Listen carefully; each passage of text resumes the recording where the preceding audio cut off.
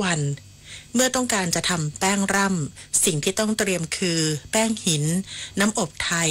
น้ำดอกไม้เทศชะมดเช็ดพิมเสนผิวมะกรูดหญ้าฝรั่นกำยานน้ำตาลทรายแดงและน้ำมันจันทร์และสิ่งที่ขาดไม่ได้คือเทียนอบผู้มีคำถามการใช้ภาษาไทยสอบถามได้ที่ www.orst.go.th ตอนนี้ปัญหาบุหรี่ไฟฟ้าเข้าถึงง่ายมากและมีรูปแบบที่ดึงดูดใจเด็กๆโดยเฉพาะสารเสพติดเป็นภัยต่อชีวิตบุหรี่ไฟฟ้ามีสารพิษอันตรายต่อสมองที่กำลังพัฒนาของเด็กและเยาวชนอนาคตประเทศชาติจะพัฒนาอย่างมีคุณภาพร่วมปกป้องเด็กและเยาวชนจากบุหรี่ไฟฟ้าคนไทยไม่เอาบุหรี่ไฟฟ้าคนไทยไม่เอาบุหรี่ไฟฟ้าคนไทยไม่เอาบุหรี่ไฟฟ้าวันนี้ธรรมะเพื่อชีวิตเสนอเรื่องที่มาของทุกข์โดยพระพุทธทาสภิกขุสัญชาตญาณที่บังคับไว้ไม่ได้มันกลายเป็นฝ่ายต่ำผิดไปหมดเป็นกิเลสถ้าบังคับได้ก็เป็นโพธิไปในทางฝ่ายสูงเจริญก้าวหน้าไปทางมรรคผลนิพพานสัญชาตญาณแท้ๆบริสุทธิ์ล้วนๆมันให้มาเป็นกลางๆหรือให้มาพอดีสำหรับจะมีชีวิตรอดแต่สัตว์มันโง่ด้วยอวิชชามันเปลี่ยนเป็นในความเห็นแก่ตัวคือเปลี่ยนไปในทางต่ำเป็นฝ่ายต่ำเป็นความรู้สึกที่เห็นแก่ตัวแล้วก็เกิดกิเลสแล้วก็ทำให้สิ่งที่เป็นอันตรายแก่ผู้อื่นนี่สัญชาตญาณน้อยๆเหล่านี้มันก็คือสิ่งที่เรียกกันว่ากิเลสนานาชนิดกิเลสนานาชนิดเป็นของติดมา โดยธรรมชาติตามธรรมชาติขยายตัวออกไปโดยธรรมชาติตามธรรมชาติ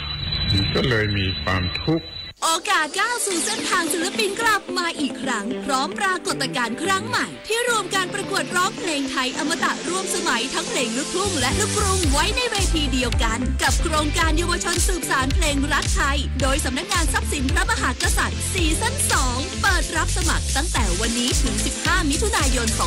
2568ชิงถ้วยพระราชทานและรางวัลกว่า100,000 บาทติดตามข้อมูลเพิ่มเติมได้ทาง Facebook เยาวชนสืบสานรักเพลงไทย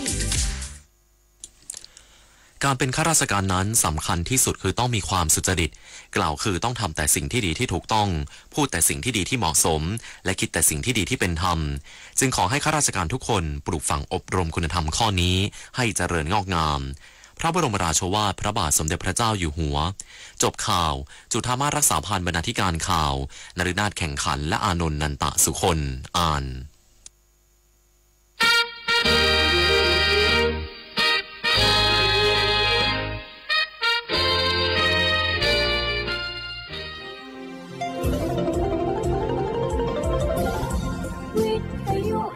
ประเทศไทย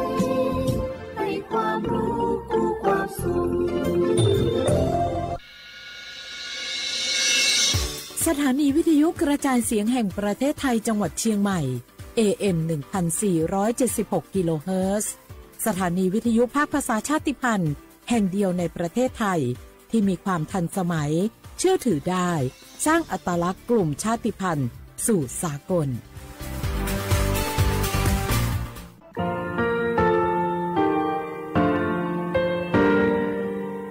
งาคือมีติปิเพกาวิเชลงาคือติกาติชูเลติเลเพกาวิมาเฮยาค่างาคือชอยาออตุคโลกาติเชวิออโครคาติผา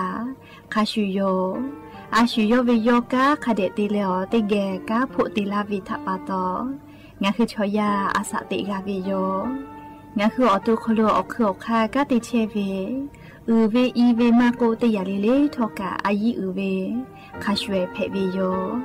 อลักวงาคืออตุคโลอคือคากาติยายามาเตียลาวิโลโก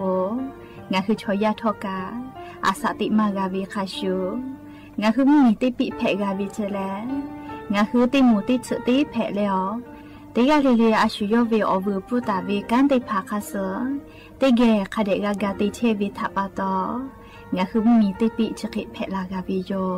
เชลงาคือเทจมโครคางาคือมียาถาตอกคปิลาตาเว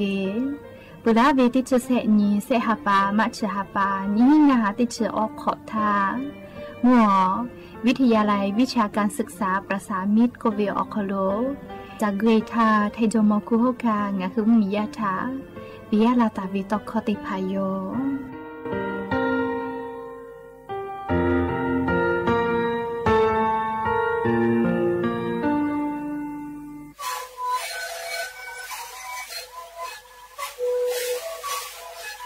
ชีวิตกูมันคือยาแก้เชื้อวีออกเข้าชีแล้วแล้วบุคคลก็คือออกตีจังหวะที่ไหนเอ็มนาบาเด็กที่โอหาจะจะเกิดขึ้นเฮ้เล่นเล่นหลอกเอาพ่อเอายาก็ชีวิตนาลีไปแล้วได้ชิ้นนาลีเล่นถือไปเอายาที่นาลีคือแต่แล้วก็มันชอบขยัน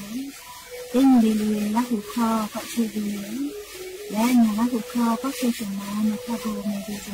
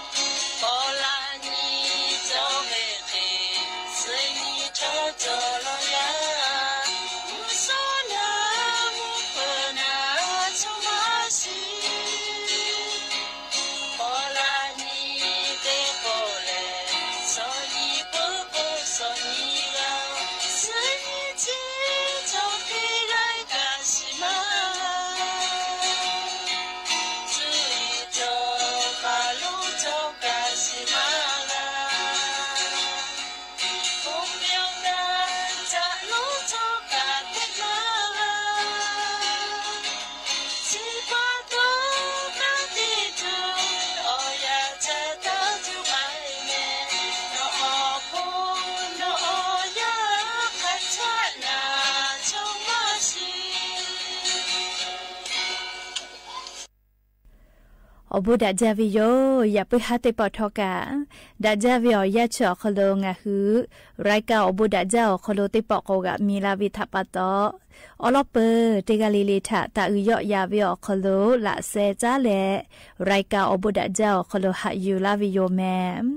หาวิโอวิโอนี้ละหุยาคาพ่อชิพอโลเชตาเวคาคิเพเชเลเตกาลิลิทอกาจาเมดอเมซเมกาเมฮาเลดอซาเชอลินาชริเจแลลิงะคือไทมิงกอคโลมุยิคอยาลุลาปุวิทัปะตอเตกาลิลิกาเชซาจอซากาตุอโปจาเวดอเวเชเวจอเวเตยาลิเลกะอายิอยู่แลเชซาจอซาปุตุอโปคาเดจูจาแลอาชุยอตุทะหะซาไกสิแมแล้วยะนิเวอยาแลชริซอคโลซุปเปอร์เซนียะนิแลงะฮาปามิฮาปาคโลยะญอนิชหินีกะนเพวิโยไลจขอนิหินิชงะขอสุขอหะวิโอวิโอนีละหุยะติเผาเตหะเลเลเวอยาหินาริควายตาแล กอนาริทักไกเตฮาเลลิงาฮืลาหูคอไรกาอบุดะเจ้าคอโลตอกไอเทวิโยวิทยุเรดิโอพอ AM ตีฮีโอฮาสจิคอกิโลเฮิรตซ์เตไลพอปุตาเลนิพอติพอ Facebook Fan Page สวทเชียงใหม่ AM 1476พอไลฟ์สดติตอกไอเทวิโยอวิอนีลาหูยาติพาติแกลาหูคอพอนาเลวเนหือลาหูชอเจทาโอกาปิดักไอเพวิโยแล้วอย่าปึฮาวิอยาคลุทอกะยูเวลาตาเวมีพ่อเวซาตาอลอติพาไลลอยูเวลาตาวิโยแม่จะได้คืออลอเปเตลอมุชามุยีพ่อจ้าดาเวซาตาอลอติพาทาอลองะคือติแกยูเวลาและกาดะเจดะไคตุโยแม่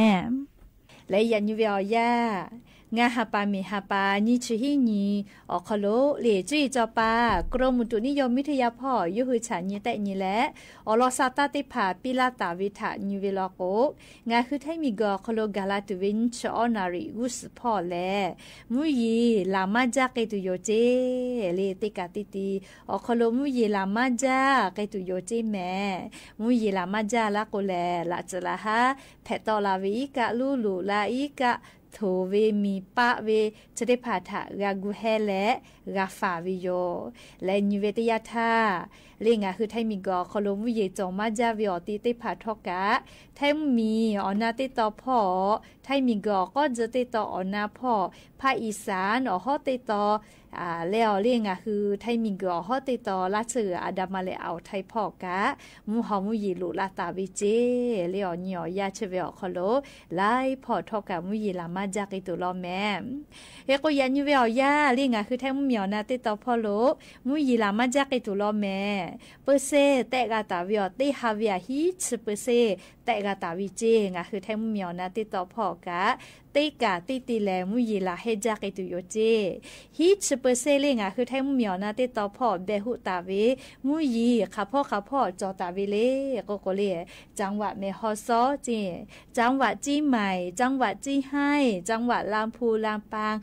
แพร่อุตรดิตถ์สุโขทัยตากพิษณุโลกและจังหวัดเพชรบูรณ์ติดต่อพ่อคาไกเจ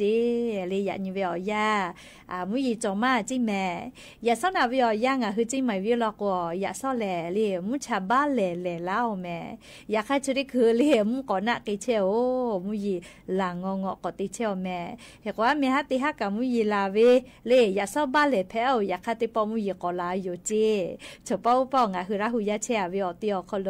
คาคิเพเชทอเลยจะได้คือ Facebook ไลฟ์สดติเชวิอฮอพอลุลิบุตาลาเพวิแม่ใครเตและเลยยานิภาคอีสานพ่อกะติฮาวิอาสุดสเปอร์เซเจไทมิงก็จะติดต่อขอสเปอร์เซเจแม่มุยีลามาจากตุเวจังหวัดกาญจนบุรีแล้วราชบุรีพ่อเจเปื่อแลลิมุญิต่อพ่อติฮาวิอาขอสเปอร์เซจังหวัดระยองจันทบุรีและลีจังหวัดตราดพ่อเจเปื่อเลยไทมิงก็ฮอติตอพ่อติฮาวิอาออสเปอร์เซตาเลขอสเปอร์เซเบหุตาเวลอและกุฏิพ่อกะยะนี้ติฮาวิอาสุดสเปอร์เซเคมุยีเบหุตาวิเจยะนี้กะนิเวตยาธาเรียกเขาพ่อเฉพาะโลกามุยีจอมาเฮลอแม่เฮกว่าชติซอเขาโลมุยีขัดทะปุยจุเลก็แลเรียไลกาทอกะเรียนันข้อคาบีจอตุโยให้แม่เฮก็จีจอปากกรมอุตุนิยมวิทยาพ่อโยคือมุยีแต่กาตาเวแลงาคือแท้มุเมียวนาติตอพ่อแลยานินชิหินตาเลเซชนิเวียชอคโลมุยีลามาจากตุเฮเจขอสเปเซตาเลฮีสเปเซคาไกเจแม่เลนี่จิฮีนี่จก็เซนี่เลนี่จอมุยีลามาจากตุเฮเจแม่เฮก็จะได้สอคโลมุยีลาเวงานนี่เกาแม่เลมุยีลาเดเวเลงานนี่เกาแม่คเตเลนี่เลก็จะเลลาตุเฮเจนี่ชิฮีนี่เลยันตาเลเซชนี่คาไกเจแม่เลขอสเปอร์เซตาเลฮีสเปอร์เซเจเฮโกเซชตินตาเลเลฮาปาซึนี่ขอฮาปาวิอยาคโลมุยอาเจก็ยอยาลาตุโยเจอยากคากาเลออสเปอร์เซตาเลขอสเปอร์เซเคจวเฮจิแม่ลีมาจวิมาเฮลีชองคือแท้มุเมียวนาติตอพ่อยจะขอวิอยาแลคือจุยจอปากกรมอุตุนิยมวิทยาพ่อยุคือฉานยี่แต่นี่แหละซาตาปิลาตาวิคัสนิเวลโกแลคือไทมิงก็เขาโดจะขอป่อมุยี ลาปุจาเลมุยขอยาตาปอลูลาเวกามุยลาเวก็ปโทเลขันนี่เนกามาฮาเฮเลมุยมาลาเว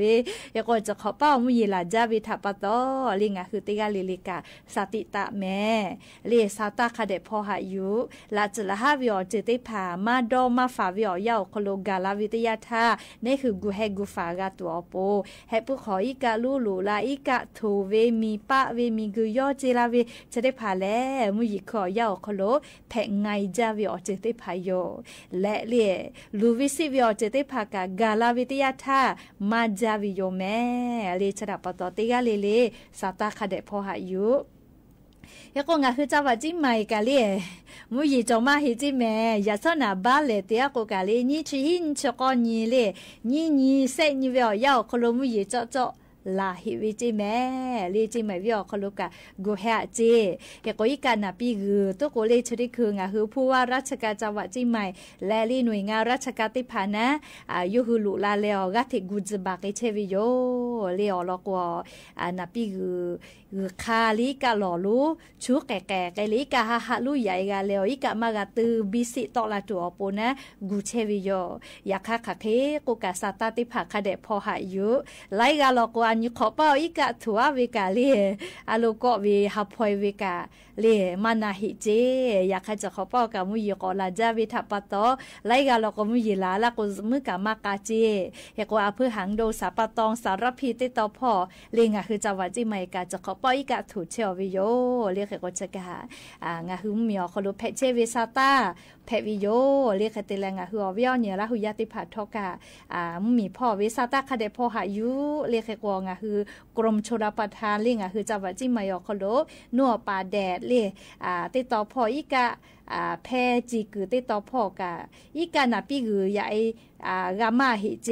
เลชริคือวิอยากเฮตุโกนาเลดอหาดอกิตุมาจอฮิเจเลไขกูกาซาตาคาเดกาพอหายูเวแม่เลชริเจวิอยาวคโลอลอกวมุยลาจาวิทยาทาเลดอหาดอกิตุลูลาปุวิโยแม่เลไขกูงาคือเตกาลีเลกาลูวิสิเวมากาพุตุอโปเลอลอซาตาติพะยูเวลาเลงาคือราหุยาติพะทะเกามาลาวิโยแม่ก็จ้าเล่จีให้พ่อเกลก่อนยิสาเล่จ้าว่าจีให้อคโลปุลาเวชดิสอคโลนัวเมเซกุอีกะลู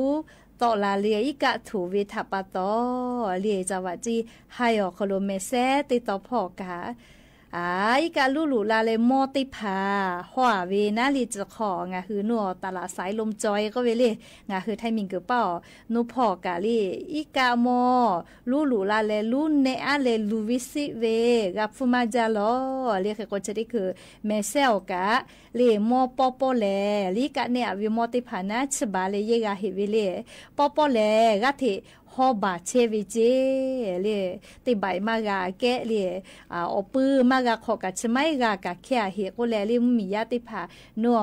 เมเซจอคโลเวปอกามาเมกามาไลสายอคโลกะเลมอปอปอเลติฮอเชเวลิกะเนี่ยวิมอติพาเฮก็จะได้คือเลเมเซจกะดักเกตุติพาตีเลปุลาพ่อก็เชลเจเลดักเกตุติพาตีเลปุลาพ่อเชลเจอยากคากากูเฮกูฝากูวิโยเลมัมมีเป้าโนไม่ใช่คืออยากละก่อนนะพ่อนะเลชดิคือมุยลาจาลิกะมาจาเจเลอนะพ่อกะเฮก็ในอำเภอเมเซลเวก็เวนี่เซนี่ขอเนาะลอกูแลเลเมเซจอปีเข้าก็ลาติโยเจจะขอเวียยาแลลินเวทยาทาเมเซลกะอีกะนิปอเซปอทูเมเลยก็เจจะได้พากามาเพชรกาเวียเจโยอยากค่ะงากุไกเชเวคาชูเลเมเซลอีกะยาลาเวเมเซลอีกะคาติผาชองาหุมมียามีกูออตีเวลูเอเวก็มาฮิกะขานาลิกะขานะเมเซกุยาลาเชเวเคโกมากูมาแกเวทัปตอมุยลาจาละโกหะมาไกเวเลจะเคเวอเจติพา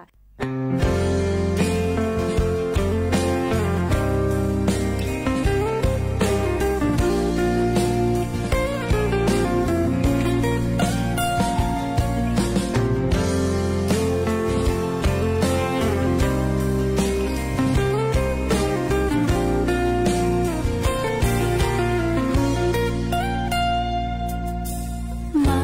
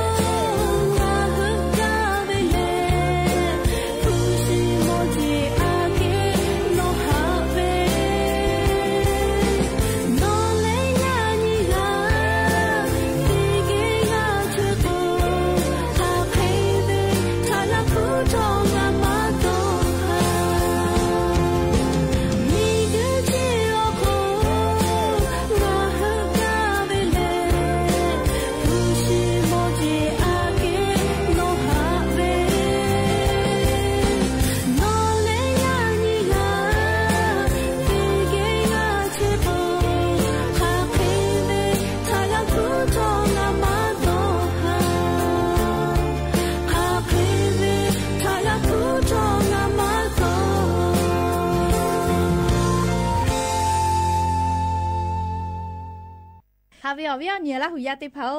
ตาอยู่จราจรพ่อกะจะได้คืออลอซาตาติผาปิลาเชวิโยแม่กาลาตุเวฮาปาซึเตนีเลขขอฮาปาวิอยาคนดูแลกายะก็ออกโคโลงาฮึมมียาลีมอทอสาเกจตาเวอูจุแปหมวกก็เนาะเลตีฮาเปเซกาขอวิเจกะป่าเจติมาเฮเลขอเนาะเมื่อปากกะขอวิเจเฮก็มอทอสาเกจแลเลอูจุแปหมวกก็เนาะมาขอเวลโกเลออเตลนะอายิเตเลมือตุโยเจขามาให้เลวเวียนอยู่ละหุยาติเผาอูจุแปหมวกก็เนาะมาขอเวเลมือวิฟุขามาให้เลขามาให้เลยนูดอกนี่บะจีแม่เลยมอทอสักเกจ้าเวชอติพาลิวจุเปหมวกกันนอมาขอโกนี่บะมือเวเจอะโลจาแม่ลิชอกะปาติกะมือเวนะเคเตลอขอนอเลยมือเวติกะลอกนี่ปูมือเวเจกะปานี่บะมือโกขอนอมือเวติกะจุเปหมวกกันนอมาขอเวลโกเลกะปานี่ลอกนี่ปูลอกฮิบะกะโยเลโหกะเตกะเลติสนิสกะเตกะชมามากะแม่เลกะโกงะหุระหุยามอทอสาเกจุตุเชเวเลจาวะจิมายอคโลมาโกเตกะเลกะฮาปาสุเตนีขอฮาปาทะลอโกอลิโอคาเลอุจุเปหมอกะนอมาขอเลมือวิชอายิเตเลเยเลเลอแตวนะอายิอยู่เลเยเลมือไกตุโยเจกะปาเลอุจุเปหมอกะนอมาขอเวนีฮิบะเจเอก็ขอนอมือเวเลมากะกะมือเวกานะอุจุเปหมอกะนอมาขอเวลอโกนี่ปูมือเวเจนี่ปูลอโกแลขมาเลฮิบะไอวิโยเลเชดาปตงาคือติกะเลกะเลมอทอสาเกจุตาเวอุจุเปหมอกะนอคาเดขอแม่เคก็ตาญูมามอตาญูมาสวามอติชมาเฮตาดอเลจะได้คือกายะก็โคโลอฮัททอตุวิกล้อง AI ติพันเนอวิเจเฮก็นอมาฮิก็กะวมาเพนะมาติเลก็ละทานเลอฮัททอเวนอเวเลมอทอไปทะเบียตาเลกะนอเวอฮักกะตอลาตุโยและอญอยะขะกะวิกะเลติปติอฮัททอตุวิกล้องชอโคโลคะเดเลนิวาวิเจชะดาปตองะคือละหุยาติกาเลกะ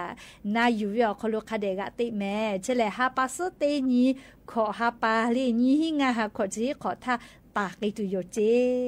ยันตาเลกุสลอก็แลเลอุจุเปหมอกนอมาโจเฮเวชาติพาฮะจาเวแม่มาให้ลอกหมอทอกะต้อยมาเพโอเลกะต้อยลอกุจุเปหมอกนอมาขอเวลอกชุเมื่อละโกเลปโทจาเลนีฮีเจอฮีเจเลเฮกวนอกล้องบจอกเกอวิทัปตอมาเฮกกะมาปูตาญูมาสวากะชัวฮัทอกเกอวิจอวิแม่เลเฮกวนอฮือติกะเลกะมาปูแม่เลชราปตองะฮือเตกาลีลีกะอุจุเปหมอกนอมาจอเฮกฮะจาเวแม่เลอุจุเปหมอกนอกะเซยาจอเวเลติตอเนเวเลคาเตเลอคาบีเวนะเลอยากคาติอยากก็จอยเลก็ปีฮอกะคาบีจอฮอกะคาบีวิววิกว่าจะคาเลคาติอยากะเพเวนะลีอยากคาลิแม่มออกบุเนอเวติยาวุเจอลอกมออกบุเนอเวชอลิงะหึมเมียวคอโลอุจุเปหมอกนอติโตวิพอนะเลมาตรฐานจอเยเพเวโกแลละโลลาตาวิลิแม่เจเฮก็งะหือจุเปหมอกนอจาเวเวลอโกลิแม่คาเดญีเลมออกบุเนอเวมาบุเนอเวคาเดญีเสเลยานี้นาเชวิชอติผาโลโกนะเลอชอปากาจะถูเปียลิวจุเปหมอกนอวูวิโลโกลิแม่ลิมอมาอากอไก่วาวิมออกก็เวลิแม่จอมาจอเวกะคาเดญีวูเจก็แลลิถูเปียอามาติเลก็กูจุเปกะเลอปอเลอถืออยู่โลลากะไปจ้าเจปอแลเวเลอบามีเวคออยู่โลลาเวนะยก็มาตรฐานมาจอนอมอทกากะเลจะไปเวลโกอุกุสมิชาวปิลาเมียดอคือกูเวกะคุยเวอลก็มาตรฐานมาจอเวทัปตอนอวิอุกุทาหะซาลามากะตาญูมากะมือจุเวเล ถาลากากุกะโนวิวกุสาหาซาลามากาแม่ลิวจุเปหมอกนอมาตถาลิแม่หมออกมาจววิลกุလေဟေကောအချက်ခကနာလီနေခုကွာဟာဆာလာကဝေဥချပဲမောကနောတိဖာဝခော့မဲလေခေကောငါဟူလာဟူရတိဖာလိုက်ကကိုဝေဥချပဲမောကနောခော့ကိုစချေဟာဂျာကိုကနောဝေအဆာဖာလာကဝေမဲလေတာညွာကိုလေခော့ဖာဝေကတာဖက်ပီလေရခနေဟူတူနေဟူအဆာနာလူဝေစီဝေမကဖုတူလေဥချပဲမောကနောခတဲ့ခော့လေမောထောစကေကဝေခလိုဥပတိဟေကိုဝေချောလေเพจกะเลยเพวิมาเฮเลเขกงะหือมาจอมาแค่มาฟาวิอยาวโคโลเพลาปุวิโยจักุมากานอกางากะกุมากาเลงาอุปติเหมาเพจงามอทอมาไปกูเวเลกูปือมาเพนะอ๋อแล้วกูสปอร์ตเพลาตัวสุเตกะสุเพเลเตกะกะมาสิเมเลเฮกงะหือละหุยาติพาเลเตกะเลกะอูจะไปหมอกนอกคะเดเคาะเลตาญูมือเวียเจฝาวิไมนั่นนี่คือเวียตัวนี่คือเวียอาสะเลหมอทอจะเวียคอโลลูวิสิเวมากะฟูงะหืออาสะมากะสุไกตัวอปูเคาะฝาวิแต่ดอเลฝาวิลอกูเลอูจะไปหมอกนอกคะทากะเคาะกะตุยอยากคาตาญูก็และมือลาเวียก็และเคาะฝาวิชอเลมาเคาะกาวินมาจะเควิโยอยากข้างะหือตัวงะหืออาสะทะหาเวียคอโลเคาะฝาวิแต่จะเคดอลาโกเลดอกคาจะได้มาคอโลลุยาลาโกลิวจะไปหมอกนอติปอเลกะหมอทอสะเกจะเวียคอโลงะคือเคาะกาวินมาจอลาวิโยเลจะเวียงะหือเมียคอโลอาจจะอย่ารัฐบาลนะเล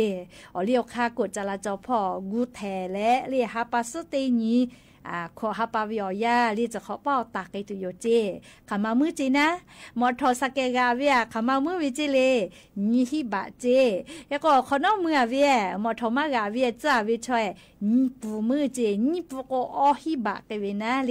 จะรับปะตอลีมือปูกะเฮจาโลแต่อย่าเราก็งาหุมมียาหมวกนอจะจะมาขอเวทับปะตอเลียวคากันเฮวิเจ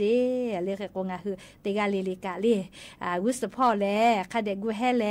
ฝาแม่ลิ้วจะเป็นหมอกนอมาเจาะก็หมอทอสแกกายากอคุรุจุตุมาเผวโลแม่มือฟูเฮจาวิทัปะตอลิจกะอยู่เวลาแลลิงาหุระหุยาติภาทะเกามาดะเชวิโอลอเพวิโยเอาวิโอนี่ละหุยาติภาเกาชอบปากาจะเปเปียลิกากะเชตอเปียอามาติเลก็กติภาก็ซาตามาพอหาอยู่วิโอคโลลิมาชวิโยลิเกกกดไลค์กดแชร์เตเลลิโอชอบปากาเปปิลิยูกะมือเวียมากะขาวิโอคู่กะลิโยวิอาสะลูวิสิวิมากะฟุตุนะลิกากะกดไลค์กดแชร์แล้วชอบปากาเปปิแม่ลิโอบุจอวิซาตาเพวิทัปะตอและอย่าเพื่อให้ติปอชิดะกระดาษดูเวลรอสตากะจะใครไม่จะได้โยแม่ลูลาเลกากะพอนาเลโอกะปิลาเชเวงะคือรักหุยาติกะเลเลกะอบูจาแม่ติกะเลเลกะซเมกะแม่เชซาจอซาเลฮาเลดอซาวิโอญอฮาเพปิอบูจา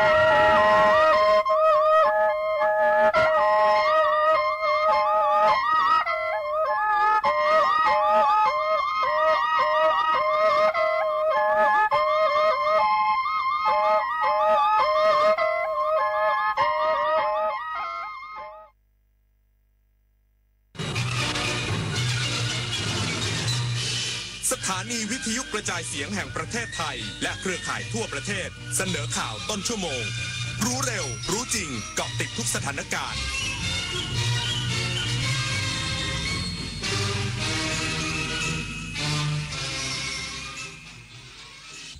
รับฟังข่าวต้นชั่วโมง 21 นาฬิกากับอานนท์ นันตะสุคนครับรัฐมนตรีว่าการกระทรวงการพัฒนาสังคมและความมั่นคงของมนุษย์เดินหน้าผลักดันเบี้ยผู้สูงอายุ 1,000 บาททั่วหน้า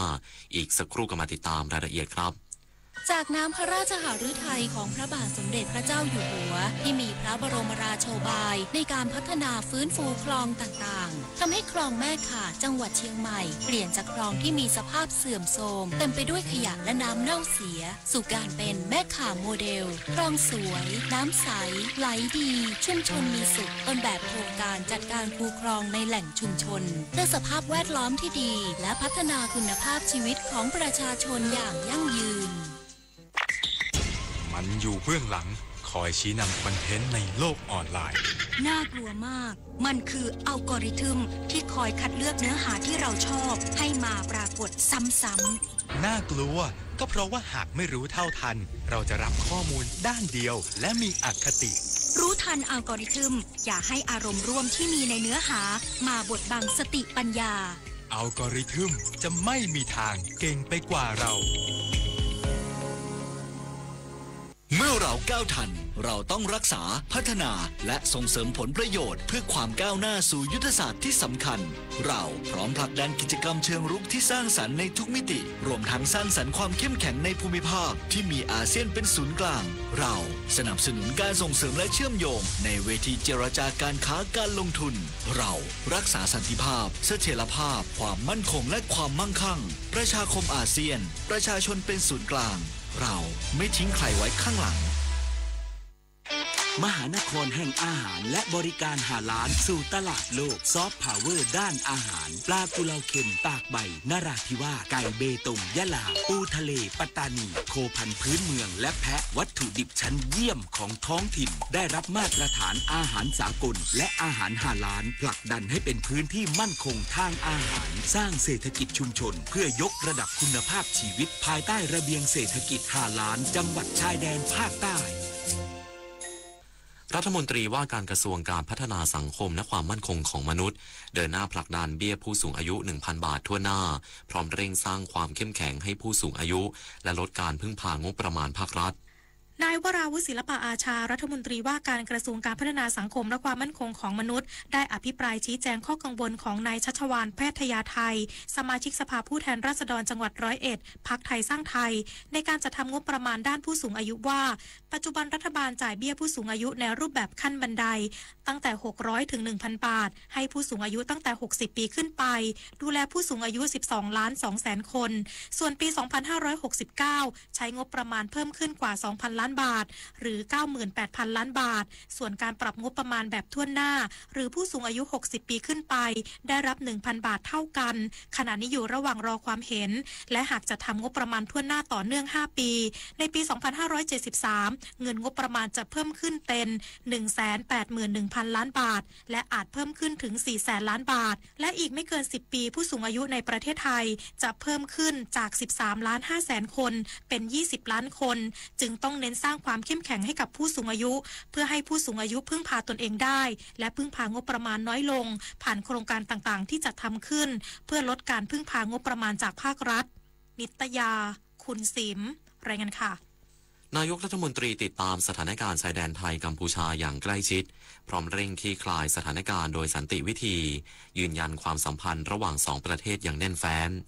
นางสาวแพทองธารชินวัตรนายกรัฐมนตรีกล่าวถึงสถานการณ์ความตึงเครียดบริเวณชายแดนไทยกัมพูชาจากเหตุปะทะกันบริเวณด่านช่องบกจังหวัดอุบลราชธานีว่าขณะนี้ได้รับรายงานเกี่ยวกับเหตุการณ์ดังกล่าวแล้วโดยผู้บัญชาการทหารบกจะหารือประเด็นที่เกี่ยวข้องและตัวเองได้หารือกับกระทรวงกลาโหมได้รับแจ้งว่าจะจัดทำข้อตกลงร่วมกันเพื่อคลี่คลายสถานการณ์ดังกล่าวรวมทั้งยังได้พูดคุยกับนายกรัฐมนตรีของประเทศกัมพูชาแล้วยังไม่มีประเด็นใดที่น่าเป็นห่วงและทั้งสองฝ่ายเห็นพ้องกันว่าควรร่วมมือกันอย่างใกล้ชิดเพื่อยุติความตึงเครียดโดยเร็วที่สุดยืนยันว่าความสัมพันธ์กับนายกรัฐมนตรีกัมพูชายังเป็นไปด้วยดีชวิสาปทุมมารายงาน ปลัดกระทรวงการคลังระบุการเรียกค่าเสียหายชดใช้ 10,028 ล้านบาทคดีจำนำข้าวของนางสาวยิ่งลักษณ์ชินวัตรจะมีความชัดเจนภายในเดือนนี้นายรัฐมนตรีแสงสนิทปลัดกระทรวงการคลังเปิดเผยถึงไทม์ไลน์ขั้นตอนการเรียกค่าเสียหายนางสาวยิ่งลักษณ์ชินวัตรอดีตนายกรัฐมนตรีหลังศาลปกครองสูงสุดมีคำพิพากษาให้ชดใช้คดีจำนำข้าวกว่า 10,028 ล้านบาทว่าต้องรอทีมกฎหมายสรุปให้นายพิชัยชุนหาวชิระรองนายกรัฐมนตรีและรัฐมนตรีว่าการกระทรวงการคลังรับทราบก่อนส่วนวงเงินเป็นยอด 10,028 ล้านบาทหรือจะปรับลดเพิ่มเติมต้องเป็นไปตามคำพิพากษาและให้หักรายการใดออกไปได้บ้างต้องดูอีกครั้งซึ่งจะมีการตั้งคณะกรรมการมาดำเนินการเรื่องนี้ซึ่งถือเป็นเรื่องปกติผมธิดาทิพยานนท์รายงานค่ะด้านแม่ทัพภาคที่ 4 ลงพื้นที่ติดตามเหตุคนร้ายกราดยิงเจ้าหน้าที่ตำรวจสถานีตำรวจภูธรจะแนะจังหวัดนราธิวาสพร้อมสั่งเพิ่มมาตรการรักษาความปลอดภัยอย่างเข้มงวดและเสริมการป้องกันในจุดเสี่ยงพลโทไพศาลหนูสังแม่ทัพภาคที่ 4ในฐานะผู้อำนวยการรักษาความมั่นคงภายในภาค 4ลงพื้นที่ตรวจติดตามเหตุคนร้ายกราดยิงเจ้าหน้าที่ตำรวจบริเวณสถานีตำรวจภูธรจะแนะอำเภอจะแนะจังหวัดนราธิวาสเมื่อช่วงเช้าที่ผ่านมาทำให้เจ้าหน้าที่ตำรวจได้รับบาดเจ็บ1 นายส่งไปรักษาตัวที่โรงพยาบาลสงขลานครินทร์อำเภอหาดใหญ่จังหวัดสงขลาและเสียชีวิต1 นายโดยแม่ทัพภาคที่ 4สั่งการให้เพิ่มมาตรการรักษาความปลอดภัยอย่างเข้มงวดทั้งก่อนระหว่างและหลังปฏิบัติหน้าที่พร้อมเน้นย้ำให้ตรวจสอบความพร้อมมีความรอบคอบและเสริมการป้องกันในทุกจุดเสี่ยงสำหรับการก่อเหตุครั้งนี้เชื่อว่าเป็นการตอบโต้ของกลุ่มผู้ก่อเหตุรุนแรงที่ได้รับแรงกดดันต่อเนื่องจากการปฏิบัติงานของเจ้าหน้าที่รัฐในพื้นที่ซึ่งเจ้าหน้าที่หน่วยงานความมั่นคงยังคงตรึงกำลังและตรวจสอบพื้นที่โดยรอบ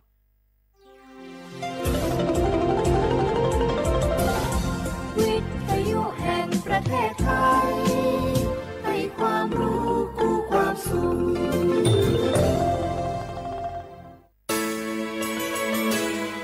สถานีวิทยุกระจายเสียงแห่งประเทศไทยจังหวัดเชียงใหม่ AM 1476 กิโลเฮิรตซ์สถานีวิทยุภาคภาษาชาติพันธุ์แห่งเดียวในประเทศไทยที่มีความทันสมัยเชื่อถือได้สร้างอัตลักษณ์กลุ่มชาติพันธุ์สู่สากล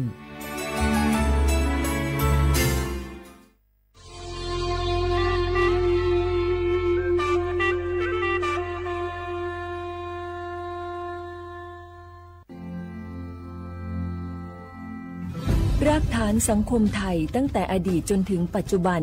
เคารพเทิดทูนสถาบันพระมหากษัตริย์เป็นศูนย์รวมจิตใจที่เหนียวแน่นของคนไทย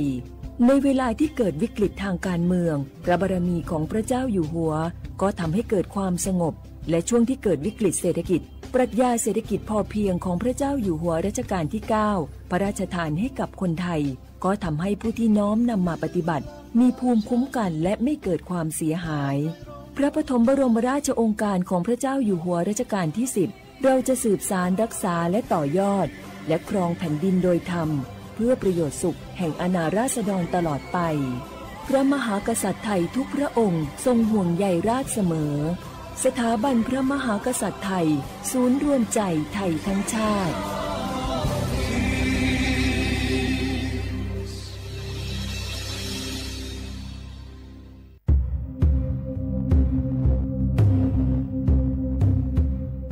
การแก้ไขปัญหายาเสพติดสำหรับเยาวชน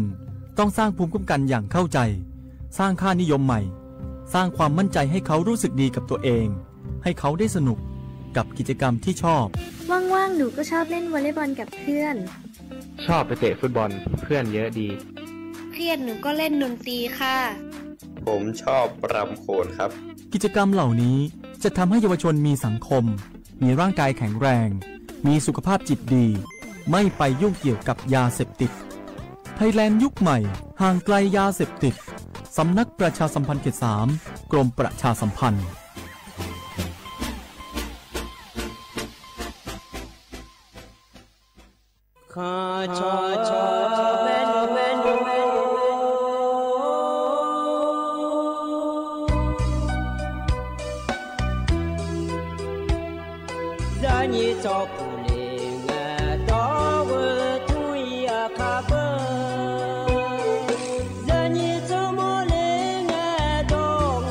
ช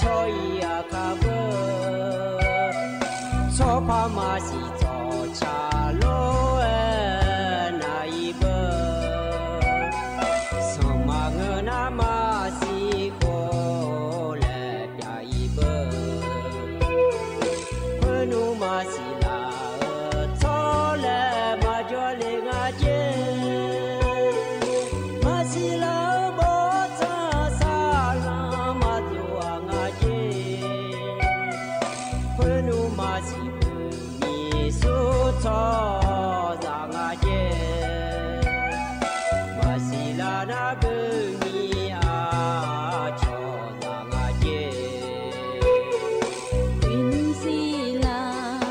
yo ha chonia sila ngana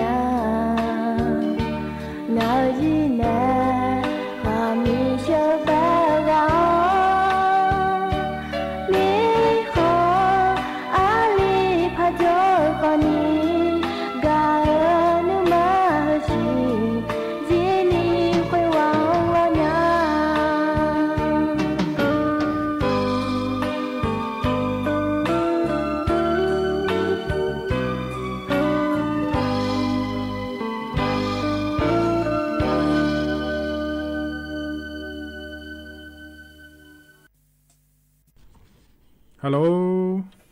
ฮัลโหลกะลาเมียโลกะเมียเดอุดุธรรมะเดอุดุธรรมะเย่นาทีก็ดูอันโดมิเนมาหรอถึงมิเนอินองเงเฮนาคนนี้อันเดียขยานาคนนี้ชอค่าน้ำนมแล้วเมลอลิวชอสิงสอเมลอเธอมายาพาลีและหนุ่ยมาลออยู่ห้องจะย่อยเสียลิงกันอย่างลอแต่มิเนเธอถ้าตอนหน้าเย็นต้องสองอ่ะเย็นต้องสองแล้วเธอก่อนนาคนนี้ยุ่ยเวญาแล้วมากะฮอเดือขอยากะฮอเนี่ยภาษีญาเดือคนนี้อยู่หาพังแง่ล้อคนนี้แต่ก็รู้พยานนาหาดาพาอินอนาคนนี้สิญาเดือเนี่ยไงกะอะดูลก็มาแล้วกูแล้วขอคู่มาปูกูแล้วขอคุยบาเส้นใจพอเจ้าหรอแต่ก็รู้ยอดดาไม้หรอเธอไม่แน่อะโดนนะหาเธอหนาคนนี้เธอก็ดูยุ่ยๆเจ้าแล้วจะกันแนวดูเธอเย็ดต้องโฉแล้วถ้าอามาชื่อตัวถือบิวแล้วหอเองอ่ะเนี่ยยอพอเองนะเธอชื่อตัวถือบิวแล้วนะที่เย็ดต้องชิบยาแล้วมีของดีงาเขาจะคือกันหรอที่เย็ดต้องเธอชิบยาเธอแต่牛啊，开始说来那，有下就好有下个么就那个么，阿姆那里面，好呢，吃边头阿胡皮有下皮哎我上火锅嘛拉泡面，吃边头有皮，个公安牛阿姆比较多嘛就了。一当前面来说那个那，阿妈老会就来那，把那我是吃个吃个大吃的。多皮呢，在做嘞那，阿妈吃到早回来面，后面阿妈个人忙个嘞吃会吃到皮也比啊。会吃到皮比会一当会红比嘞嘛个啦会呢阿妈打面票什么嘞来就回来啊。阿妈打面票什么嘞来会日子阿妈没补的没补那家来提出，车了要我提出，那出租了不提出来，他看来我有钱那路，我花钱呢，我花回来，不出我也办啊。那一把钱呢，有好阿妈的用来啊了。我有钱那路，有好个阿里个那，或者是当那阿妈的用个或者是当那，会看来我来会或者啦会来考那。阿妈的就也达到了。那会跑的人民呢，还来会完了那人民跑了就嘛在后面呢，阿妈的等下来个那也只是那丢了，只是做呢，也只是那丢了怎么样？也只是那也点呢啊！我讲讲胡麻花，阿妈打破的啊，除了野头的干嘛都没的，把那的啊野刀叫送野刀的刀，那外面呢阿妈打除了野行个罗江呢，上面呢打刀呢，也打啊会摸那咯。อันนั้นเธอยังต้องสอนแล้วเธออยู่หาพุ่งใจอยู่ก่อนเงอชอบพุ่งใจอยู่ก่อนนี่ตัวจังไหมล่ะยังต้องสอนนะอามันข้าก็จะหัวให้บ้างาเราบุญมีคนในเขาก็ไทยมือพระยกือหัวเราบุญมีคนจะเดือหัวงาจะว่าสอนเลยงายังต้องสอนเลยเถอะแม่นุ่มเนี่ยนุ่งจะหัวเนี่ยเอาหัวคือปลอดทองอ่ะปลอดเยอะลูกอ่ะแล้วเองอ่ะหรออาจารย์ปลอดเขาถอดนุ่งอ่ะเพื่อว่าสอนเลยงาอันนี้งาแล้วเหมือนเนี่ยอยู่งาแล้วเหมือนเนี่ยคืออันนี้เนี่ยพัดถอดแล้วหัวเนี่ยปลอดเยอะๆเขาจะก้าวก็จะสอนเยอะอ่ะยังต้องสอนแล้วเธออยู่จิมันนายไงยังมีบุตรสมีอินาเราดูนายยังซ่ากันจิเราพูดละบ้าจีน่ะอากุงไงยังมันเลยยังต้องสอนเลยนะอุ้งใจเยอะเนี่ยอยู่ฮะยังมีอยู่สอนแล้วเนี่ยงาช่วยตัวผิดเรื่องนี้แล้วเรื่องอะไรห้องไงจ่อพวกเขามาบิดเลยมั้งเงี้ยจ่อเลยไม่ใช่หรออุ้งใจเยอะที่เด็กบิดเลยมั้งอ่ะอันนั้นถ้าก็ยังต้องสอนเลยแล้วไงยังมีเนี่ยให้เลยคืออาม่าดาวก็รักขังไงก็อาม่าดาวอยู่ฮะดอสิญญาณยังมีเขาก็อาดูฮะบ่ดองไงก็เลยพอแม่เนี่ยดองไงก็เนี่ยงะน่าอยู่ฮะมากันเนี่ยน่าเขาอาม่าดาวมันก็เขาพูดแล้วเขาจะชอบอาเกอเขาเนี่ยกันเนี่ยไหมน่าคือทุ่งอะไรเงี้ยน่าจะมีเนี่ยอยู่จะตอนเนี่ยจะงาคุยจุดเดียวกันนะจะมีขั้วอยู่หา用พอดีอุยเนี่ยยิ่งต้องบีเดียวกันเจ๊บีเดียวแล้วยังไงหัวงะเนี่ยช่วยที่พันที่เช่นะอยู่หาที่ชุลงอ่ะหรออามาดาวคุยว่าเลยหัวเนี่ยนะเด็กกลางอะไรเงี้ยนะวิจาร这个会变。我家嘞，那来看这边嘞，去把那等那头路用啊。把那去把那等啊嘞，我那体验当这边嘞，面来看这边嘞，这边嘞啊。这边嘞，会有那个那，或者是当呢，会苦帮天红，我讲或者都陪我他老呢。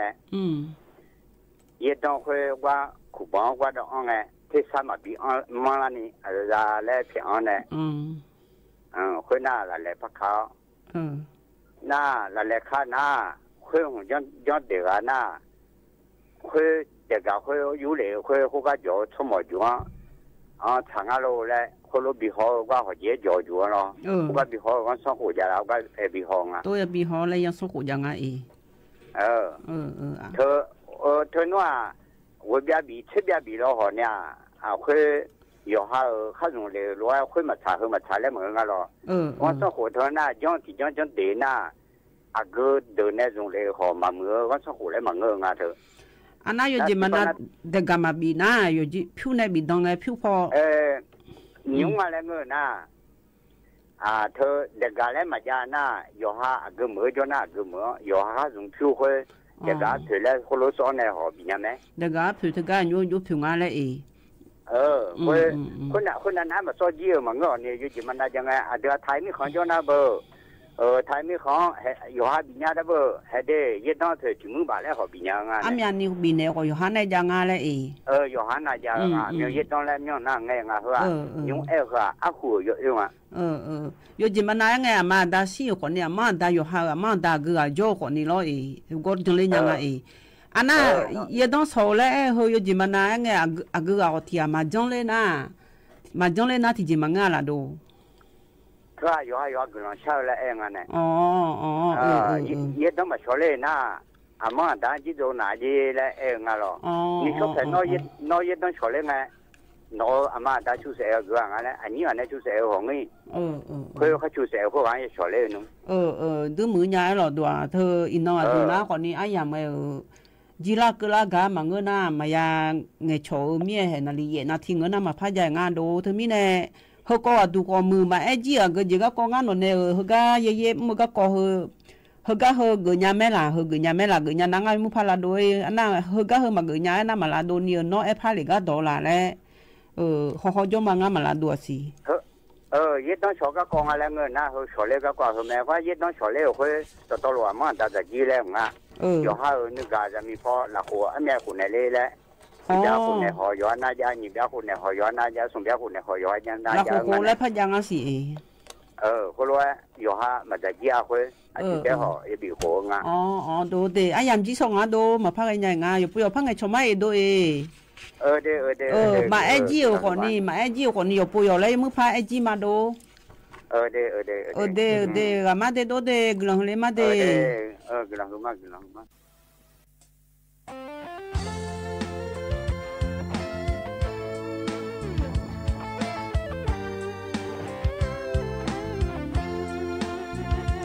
ga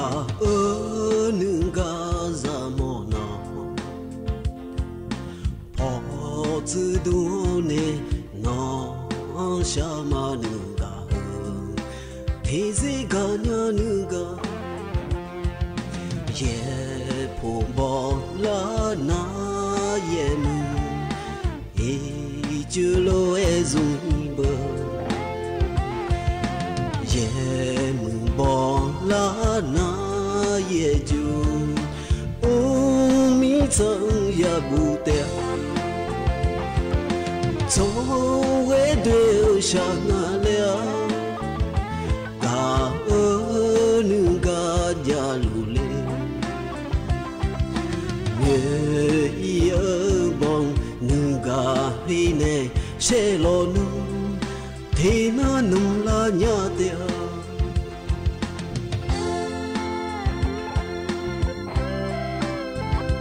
嘎女嘎咋么？自度呢，我什么那个，天是个那个，也不忘了那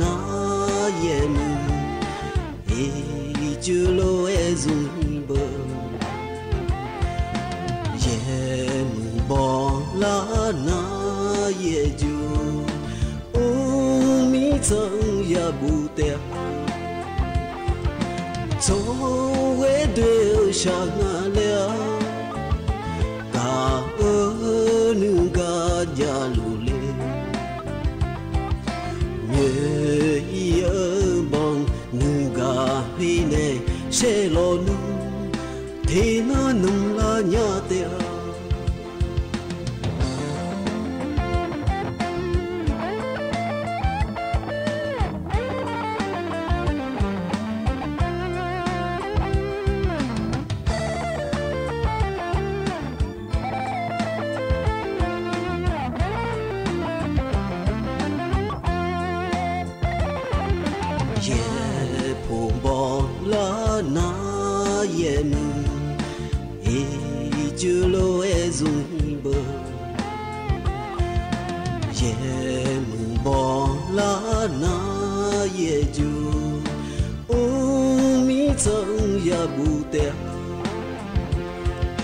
从未丢下了，嘎女嘎家路嘞，女儿帮女嘎嘿呢，谁老弄，天那弄啦伢的。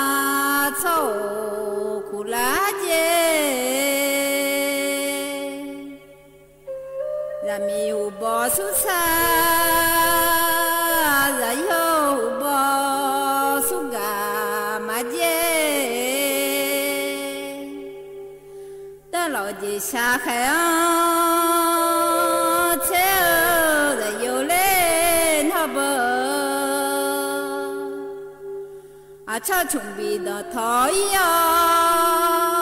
đó bà nhá là vô lê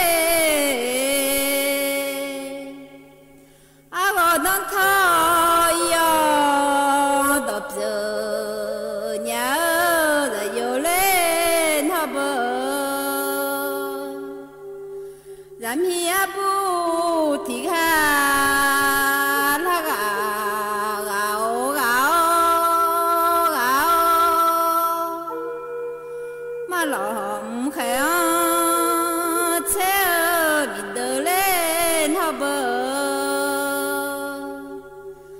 卡卡呀小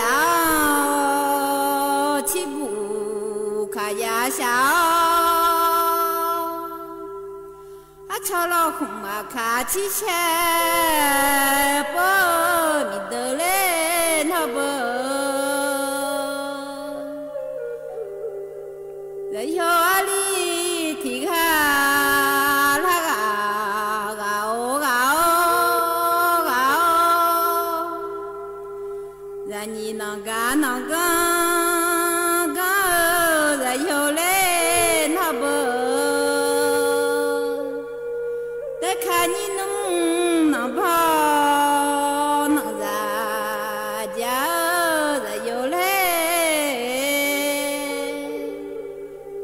nhị hư lệ giang thế thà bia lo lên hả bờ mi ya chế gà phao phi phiu đúng mơ thà phá lệ lỡ gì chế chữ nghe lỡ chim gà giang châu lạ lùng thà ở thà phá lệ liêu ya mà chế gà phá nghe không chỉ đã khá khơ ta ở ta pha lê na to ra mía yo lo to gai lên ha bờ ma to ra mía mi lo to gai lên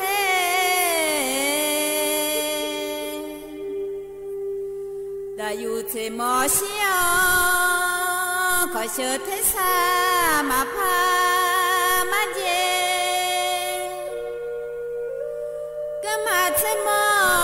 xiao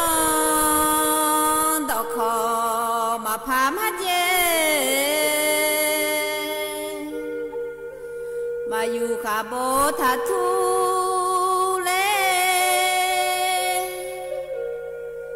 yêu bố lê sa mi cha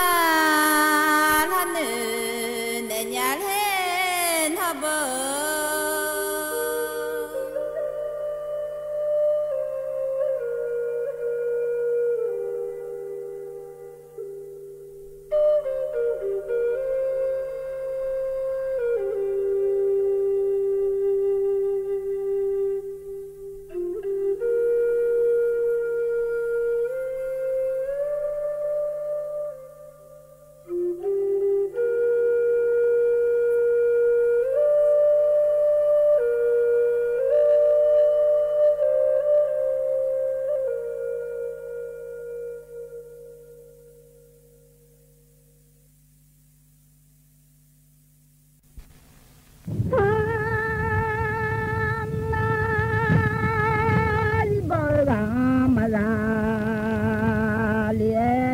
mà thôi mà bỏ ra là hoa ngà lệ thôi bơ thà mà ra lên là ngà cha chi thọ chi tôi do là thà ra gà lệ ơi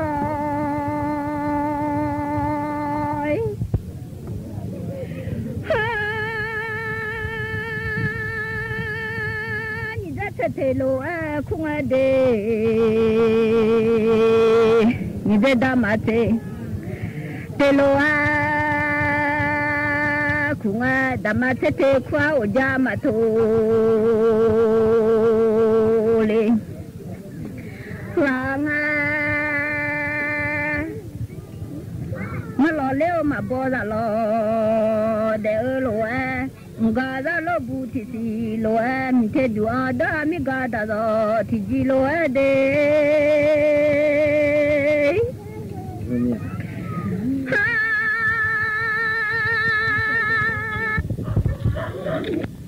da lo ma de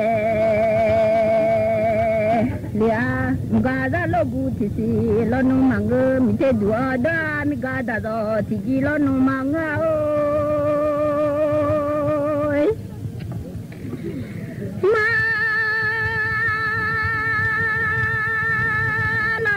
bố ra lo de lang ha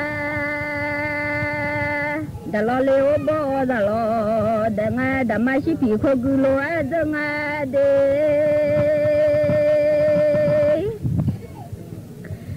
ha da ni to sha lo nga ba ma shi a ma de de ngà lo sang sang ngà la dạ la nợ khá là hi chết du thung à thợ đôi năng à mà cha đôi thần à sẽ sống ngà la gạo lê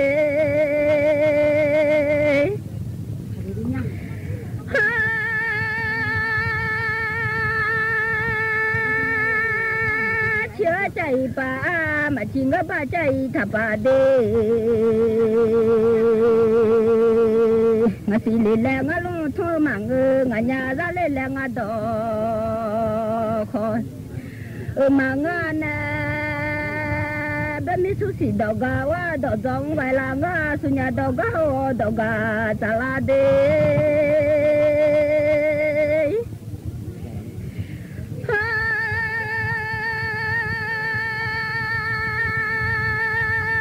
lại lo nó hình ngày mà doa cho mẹ bồ lô như ngày lo nó mà khơi à ra đi chỉ lại đồ phê lên nếu không mà món này mà ngơ chúng tôi chỉ lại đồ phê lên nếu không mà gà mẹ bồ lô đồ phê lên nếu không mà hư này mà ngơ bồ lô đồ phê lên nếu không hư gà mẹ đi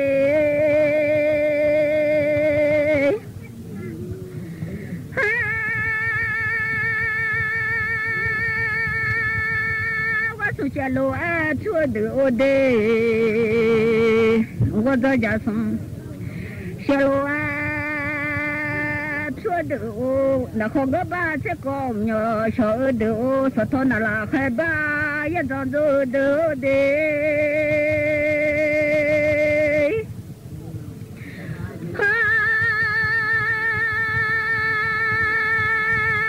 chỉ lại đồ phê lên nếu không mà mua ra lên bố lô đồ phê lên nếu không mà ngà lên không biết cho xuống xe dùng thắt đó không biết đã cho xuống xe mà lo dùng ai dùng khá lắm bữa tháng phía khá lắm nhiều cha ta khá đi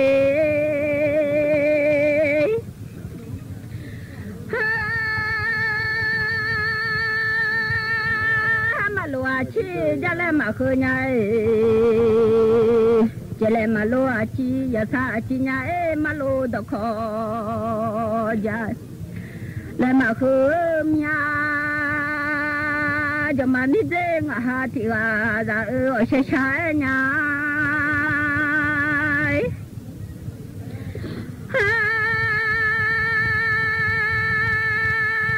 lại sợ sợ mưa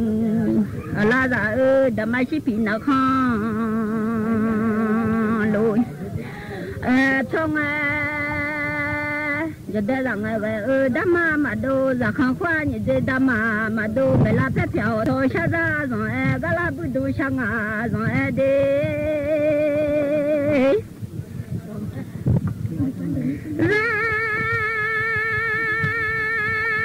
tôi sợ lòng hùba mà xí ở nhà lên nhiều giờ lòng hùba mà bù ở nhà lên đâm mà xí pin nào không phá sao mà mình giàu lo cha phi mà ngư ở đó lo gì cũng ngon rồi giờ lo gì cũng ngon nhà ấy nó số là lòng ban này là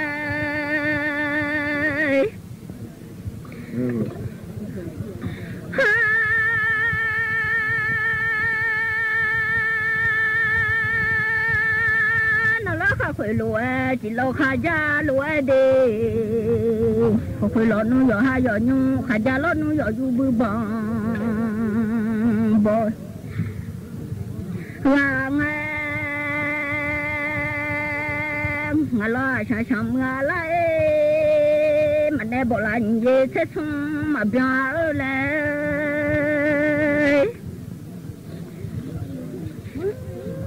thật đấy bỏ xỏ nhà ấy như thế nào mà nhà đâm mà chỉ pin nào không lo ấy trong anh như thế mà con đi đâm mà đưa như thế xong mà con được khám mà cụ ở đây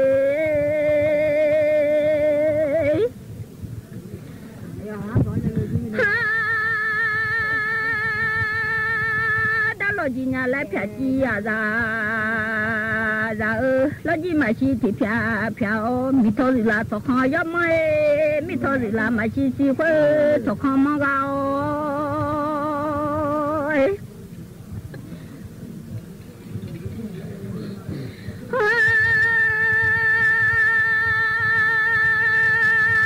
ta chẳng thể nhà lại năm bồ yo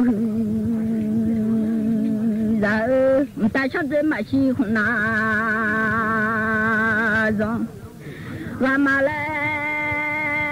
要带米不就拉汤哦，米嘛是吃了干嘛不？啊，马来小家嘛用着要卡不？马来的。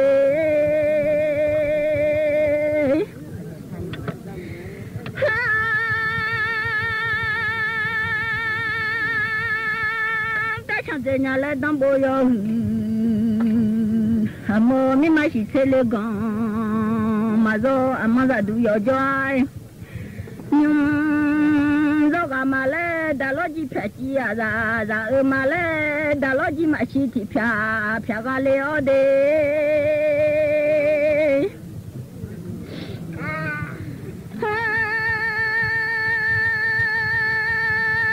是拉马刚快乐马上是拉刚米快乐上的，但上在马刚同那马上上在马刚米同那上，咱马西比那看路哎痛哎，咱你做下路哎，胡巴马西呀的，那马们那个快我也来他啦，他。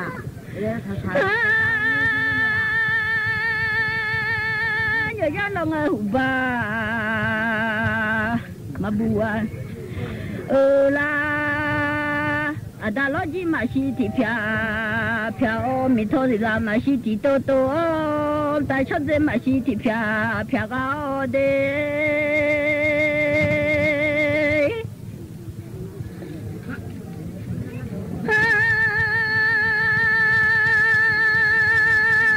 mani nga tu ra ga nya la a cho wo ze che pi jo mi u ta wo ze se pi pu la na bi na nge jo mi phe sha la phe phya o tho sha za nga o ga la za bu do sha nga nga phe la ne la phe phya o tho sha za ma le le ma ya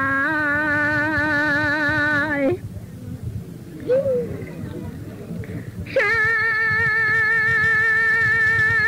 票头下山我个啦拉不动上啊，忙里来买个啦拉不动上啊，我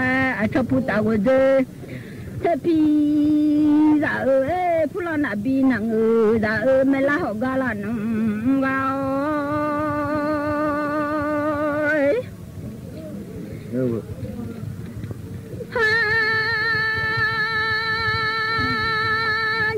con đa de la oi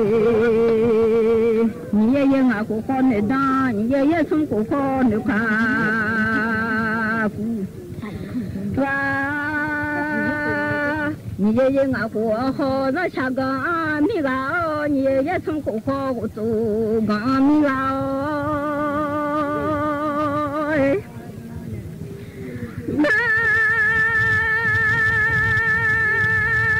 mi ma sa cho de do mana la ma chung de ga ma o le ni de ama ma shi ti to ga o da du ma shi ti to ga o da lo ji ma shi ti pya o ni ye nga ko ho da sha ga mi la ga o de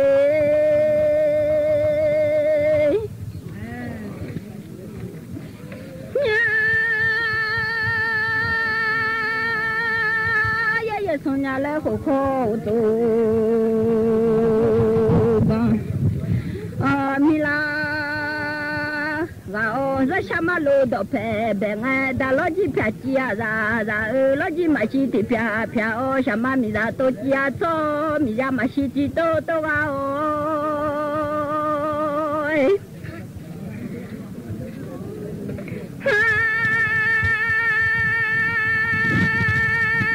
da pe ne o je ma sa le a de da na ngo ba sha o je shu ma ha ni ga la san be pa da ni ga la ne be ma ju za o ni ga la san be me ma bo si kho ni ga la ne be me ma me si kho yo ma lo yo je cha ma le de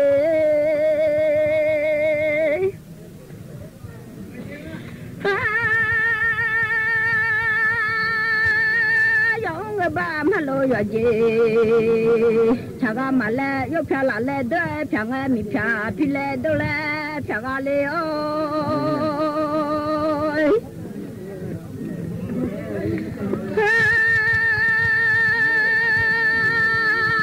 ta sẽ xuống yo la rồi cha ga ba chân à khô khô và cho cô ta hồ ya ra bên ya ra mắm lô gua go mang ya ra bên xin nhà lẽ mi mưng đọc hà ra gao ya cũng nhóc hà ra ya đợi trẻ hà ra trẻ cho nước du lô show de ya con lo trẻ nhà lẽ trẻ mưng dong ya mà je mi lo to ko ho ma sang e lo jing ga za to la lung cho pu lu a nyu ma to ga oi je nga ba lu a lo ja tu ga cho xã hội nhung mía lệ cho cô ta xã hội nhung ngơ gạo nhưng mà khối lo xã hội giống mẹ để nhà lệ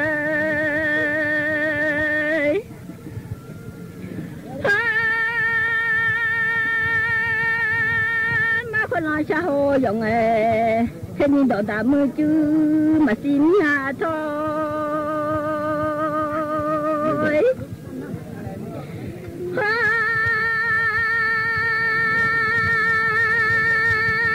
rằng tạm bè anh đi mang người mà lẽ khác khác chúng ở nhà mà người mà lẽ giờ đã phụ lúa nhưng mà trong ngày phụ tôi đi ngày chiều bà mà đi nhà lẽ giờ phụ lúa lo già từ ngày ya sát đi ngày sáng mà đi nhà lẽ phụ tôi đi chiều bà đi ya sát đó ba đi ngay chỗ ga đi cho thế xong mà thì ya sao đi ngay xong mà đi ngay mi mà thế bằng sao thì bỏ lại nhàเลย你个样子了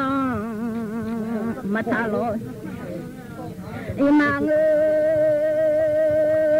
ta na你个样子了要ta咋lo na chỉ thế chỉ thôi chỉ là tôi qua để à lại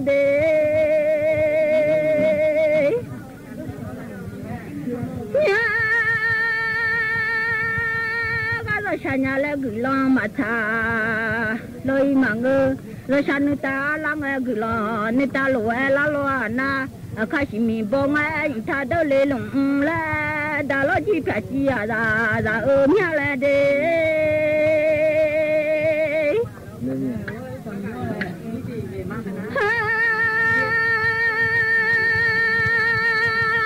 chỉ mình thà lô đâu lấy lọ na nhưng mà khá lo khá như thế như thôi như là tôi lấy lông à là giống người ta lao lúa trẻ nhỏ người du số lấy lọ na chỉ mà đi lọ khá như thế như thôi như là khá xong lấy lông là nếu vào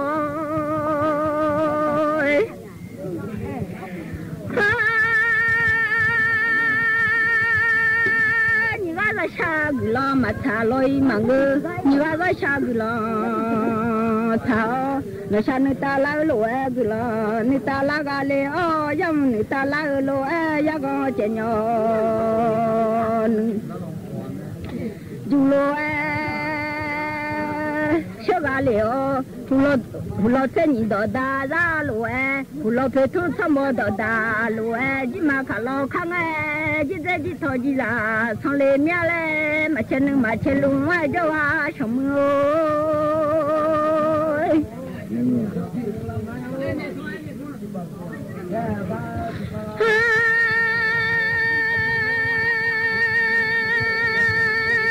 la sợ sống ngà la เนอขาลาฮีเช็ดด้วยที่ผู้ลอยมาจ้าที่ลอดูอีมาตาเลียเดเนชาโลเลงายมาซีงาชาโลเลนอยมาซีเดวานนจจดูมาซีนจจดูผู้เชวันไหนชอบเอา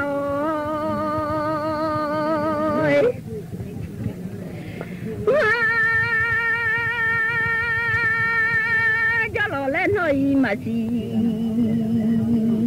เดี๋ยวงั้นจะดูผู้ช่วยคนได้ชงจะขับมือที่ผู้ไล่จะสุดตาเจอบาจที่ผู้ไล่สุดตาเดี๋ยวบุตรสัจญุสตินาแล้วก็ชมมือยุสติจีได้เล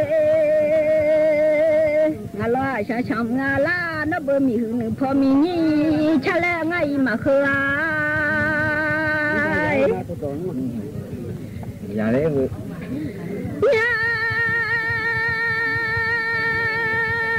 มีนี่ชะแลไงมาสิเดี๋ยวรอดดาจ้าจะแม่รอเลยลาถึงเน่ดดาจ้านี่จีเพทุนยาเลดามาดอยากแม่รอเลยแค่นี้ดดาหนัวมือจื้อมาสิอาเด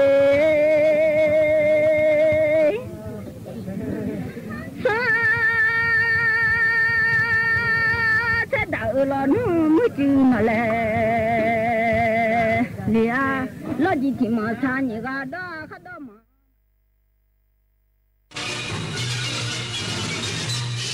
สถานีวิทยุกระจายเสียงแห่งประเทศไทยและเครือข่ายทั่วประเทศเสนอข่าวต้นชั่วโมงรู้เร็วรู้จริงเกาะติดทุกสถานการณ์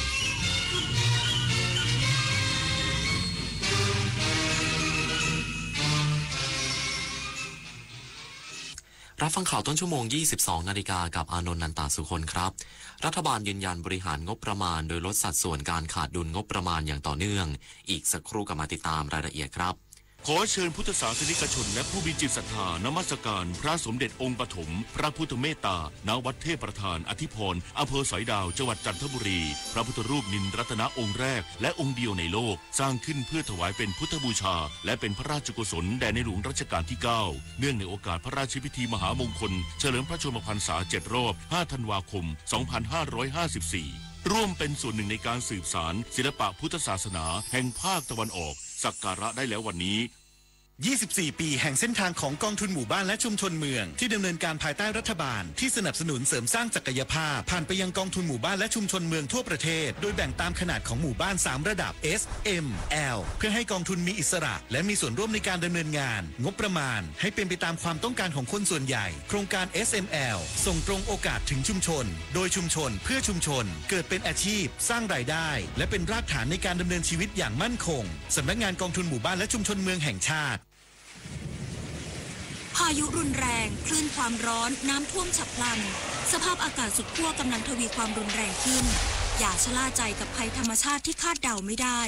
แต่เราสามารถช่วยกันชะลอสภาพอากาศสุดขั้วด้วยการลดการใช้พลังงานหันมาใช้ขนส่งสาธารณะและพลังงานสะอาดทิ้งเศษอาหารให้น้อยที่สุด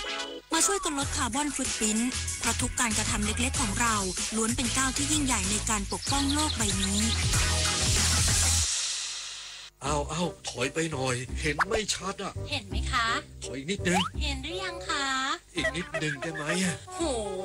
มองการไกลเชียวนะคะอายุที่มากขึ้นมาพร้อมกับปัญหาความเสื่อมของดวงตามายืดเวลาดวงตาสุขภาพดีด้วยการมันสังเกตอาการผิดปกติรับประทานอาหารที่มีประโยชน์สวมแว่นตากันแดดไม่อยู่กลางแจ้งและตรวจสุขภาพดวงตาเป็นประจำทุกปีใส่ใจดูแลรักษาดวงตาเพื่อมองดูโลกอันสดใสไปอีกนานรัฐมนตรีช่วยว่าการกระทรวงการคลังยืนยันรัฐบาลบริหารงบประมาณโดยลดสัดส่วนการขาดดุลงบประมาณอย่างต่อเนื่องพร้อมตั้งงบชำระหนี้เงินต้นในสัดส่วนสูงสุดตามที่กฎหมายกำหนดสะท้อนถึงวินัยทางการคลังที่ชัดเจน นายเผ่าภูมิโรจนสกุลรัฐมนตรีช่วยว่าการกระทรวงการคลังกล่าวถึงข้อสังเกตของผู้นำฝ่ายค้านต่อร่างพระราชบัญญัติงบประมาณรายจ่ายประจำปีงบประมาณ 2569 ว่ารัฐบาลเห็นถึงความท้าทายทางเศรษฐกิจช่วงเวลานี้พร้อมยอมรับว่าการขาดดุลงบประมาณเป็นสิ่งที่หลีกเลี่ยงไม่ได้ซึ่งรัฐบาลได้บริหารงบประมาณที่มีทิศทางการลดสัดส่วนการขาดดุลงบประมาณอย่างต่อเนื่องโดยปีนี้ขาดดุลลดลงเหลือร้อยละ 4.3 จากนั้นในปีถัดไปจะลดลงเหลือร้อยละ 3.6 และร้อยละ 3.1 ทั้งนี้ยังได้ตั้งงบประมาณชำระหนี้เงินต้นในสัดส่วนสูงสุดตามที่กฎหมายกำหนดคือร้อยละ 4 และเสนอแผนปรับเพดานให้สูงขึ้นเป็นร้อยละ 5 ในปีหน้าเพื่อให้ชำระหนี้ได้มากขึ้นและสะท้อนถึงวินัยทางการคลังที่ชัดเจนสำหรับการกระจายรายได้สู่ท้องถิ่นรัฐบาลได้จัดสรรงบประมาณให้องค์กรปกครองส่วนท้องถิ่นหรืออปท.สูงถึงร้อยละ 29.43 ของงบประมาณทั้งหมดซึ่งเป็นระดับสูงสุดในประวัติศาสตร์ส่งผลให้งบประมาณอุดหนุนท้องถิ่นเพิ่มขึ้นร้อยละ 2.95 เร็วกว่าอัตราเติบโตของงบทั้งก้อนที่โตเพียงร้อยละ 0.7 แสดงให้เห็นถึงความตั้งใจจริงในการกระจายรายได้อย่างเป็นธรรมวริศราโตปะรายงานกรมอนามัยและภาคีเครือข่ายจัดประชุมวิชาการส่งเสริมสุขภาพเด็กวัยเรียนและวัยรุ่นพ.ศ. 2568 Back to School เรียนดีสุขภาพดีมีความสุขสร้างสุขภาวะเด็กไทยสู่พลเมืองโลกแพทย์หญิงนงนุชพัทรอนันตนพรองอธิบดีกรมอนามัยกล่าวในการประชุมวิชาการส่งเสริมสุขภาพเด็กวัยเรียนวัยรุ่นพุทธศักราช 2568 ภายใต้หัวข้อสุขภาวะเด็กไทยสู่พลเมืองโลก The Well-being for Global Citizen ว่ากรมอนามัยส่งเสริมสุขภาพประชาชนทุกวัยโดยเฉพาะเด็กวัยเรียนและวัยรุ่นซึ่งเป็นกำลังสำคัญของประเทศผ่านความร่วมมือกับภาคีเครือข่ายภายใต้กรอบพัฒนาเด็กไทยในศตวรรษที่ 21 โดยมุ่งสร้างความรอบรู้ด้านสุขภาพการดูแลตนเองและพฤติกรรมสุขภาพที่ดีการประชุมวิชาการครั้งนี้จัดขึ้นภายใต้หัวข้อสุขภาวะเด็กไทยสู่พลเมืองโลกเพื่อเตรียมเด็กให้เติบโตเป็นพลเมืองที่มีคุณภาพแข็งแรงทั้งร่างกายจิตใจสังคมและสติปัญญาพร้อมทักษะชีวิตที่จำเป็นในการเป็นกำลังสำคัญของชาติในอนาคตด้านนายแพทย์ปกรณ์จุ่มค้าเสรีรักษ์รองอธิบดีกรมอนามัยกล่าวว่าการประชุมวิชาการครั้งนี้เป็นเวทีแลกเปลี่ยนความรู้และนวัตกรรมด้านสุขภาพเด็กวัยเรียนและวัยรุ่นภายใต้แนวคิด Back to School เรียนดีสุขภาพดีมีความสุขโดยความร่วมมือของภาคีเครือข่ายเพื่อสร้างสภาพแวดล้อมที่เอื้อต่อการพัฒนาเด็กอย่างเต็มศักยภาพนฤมลอุดมพรรายงานจังหวัดสุรินทร์ประกาศเตือนประชาชนงดทำการประมงช่วงฤดูน้ำแดง 2568 เพื่อคุ้มครองสัตว์น้ำจืดมีไข่หรือวางไข่และเลี้ยงตัวอ่อนนายประชุมดวนใหญ่ประมงจังหวัดสุรินทร์เปิดเผยว่าช่วงนี้จะเข้าสู่ช่วงฤดูที่สัตว์น้ำจืดมีไข่หรือวางไข่และเลี้ยงตัวอ่อนสำนักงานประมงจังหวัดสุรินทร์จึงขอความร่วมมือและแจ้งเตือนประชาชนช่วงระหว่างวันที่1มิถุนายนถึง31สิงหาคม2568งดทำการประมงในบริเวณแม่น้ำลำคลองลำธารห้วยหนองบึงอ่างเก็บน้ำเขื่อนพรุและลำน้ำทุกสาขารวมทั้งพื้นที่ป่าไม้และพื้นที่บนดินที่ถูกน้ำท่วมตามธรรมชาติเชื่อมต่อกับบริเวณดังกล่าวในพื้นที่จังหวัดสุรินทร์และอีก38จังหวัดที่กำหนดในประกาศเว้นแต่การใช้เครื่องมือประมงที่อนุญาตให้ใช้ได้แก่เบ็ดทั่วไปเบ็ดทุกชนิดยกเว้นเบ็ดราวเบ็ดพวงที่ทำการประมงโดยวิธีกระชากรวมทั้งสุ่มฉมวกซ่อมไซตุ้มอีจู้ลันและแหที่มีความลึกไม่เกิน6ศอกหรือ3เมตรหากฝ่าฝืนมีโทษปรับตั้งแต่ 5,000 ถึง 50,000 บาทหรือปรับ5เท่าของมูลค่าสัตว์น้ำที่ได้จากการทำการประมงกฤษดาสุนทรสวทสุรินทร์รายงานจบข่าวอานนท์นันตะสุคนอ่านรับฟังข่าวครั้งต่อไปเวลา 23:00 น.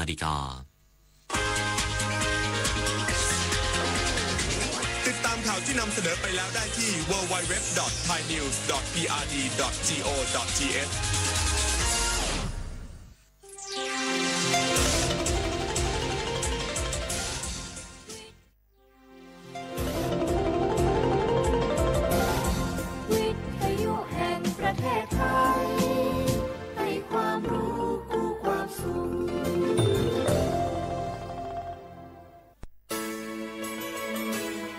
สถานีวิทยุกระจายเสียงแห่งประเทศไทยจังหวัดเชียงใหม่ AM 1476 กิโลเฮิรตซ์สถานีวิทยุภาคภาษาชาติพันธุ์แห่งเดียวในประเทศไทยที่มีความทันสมัยเชื่อถือได้สร้างอัตลักษณ์กลุ่มชาติพันธุ์สู่สากล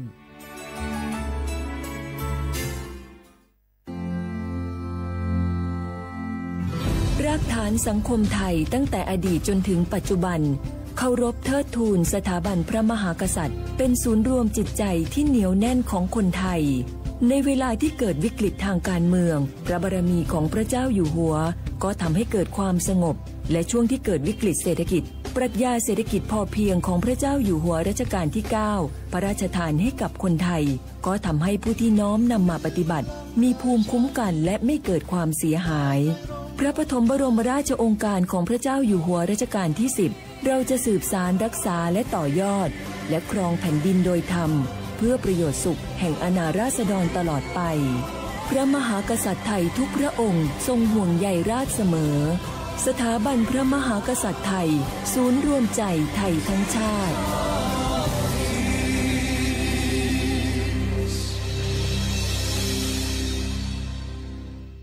ใครๆก็รู้กัน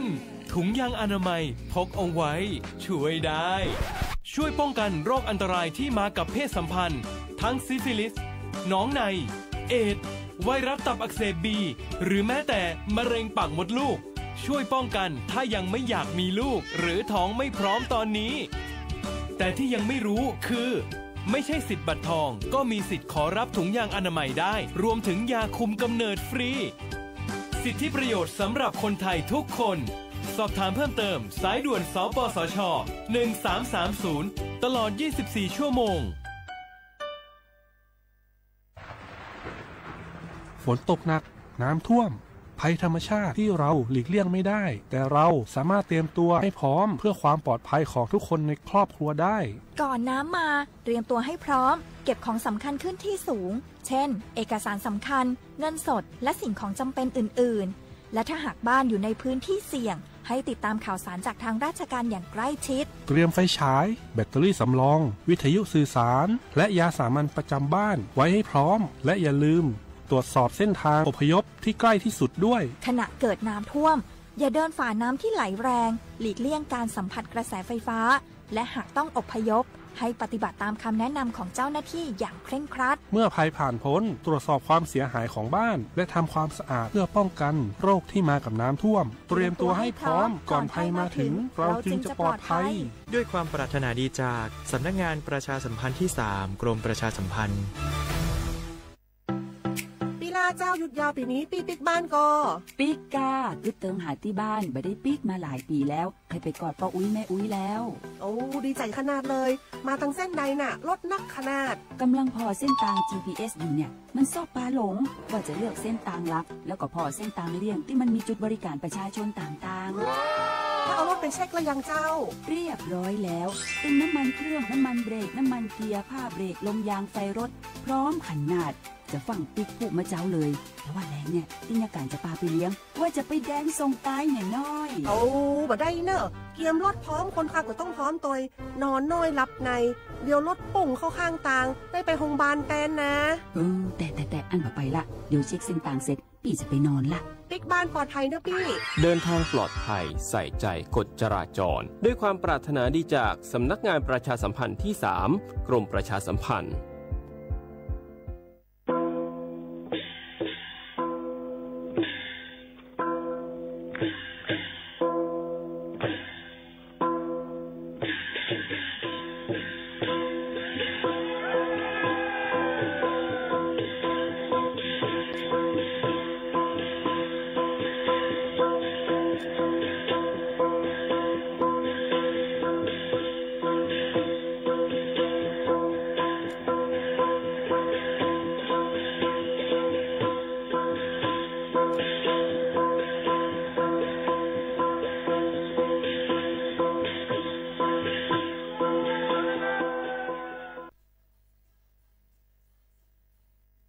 พี่น้องเขาสนใจใครปืนเผาผ่านตั้งห้องเปิดเสียงสวทเก้งใหม่ปั่นตั้งหูห่มปลาดังมีดังซื้อถ่อมแจ้งเรื่องหลีกว่าไก่ในปืนตีเจดอนเก้งใหม่กับสืบมาเลยดี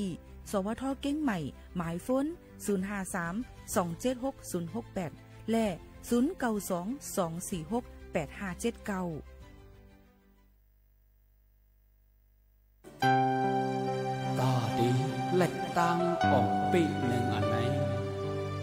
มันมีดีอินแห้งเฮาพร้อมกันอ่ำพร้อมกันนั่นก็ยาวเส้นตาง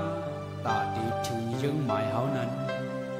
วุ่นจึงหือสร้างจึงหือก็ยาว กำลึงสุดมาเฮาถูกดีวงห้อมกันแน่ดีสุดตัวนี้มีกันแห่งกันถูกดีวงห้อมกันตะวันเดินดีในกระทิงกว่านั้นเฮาถูกดีวงห้อมกัน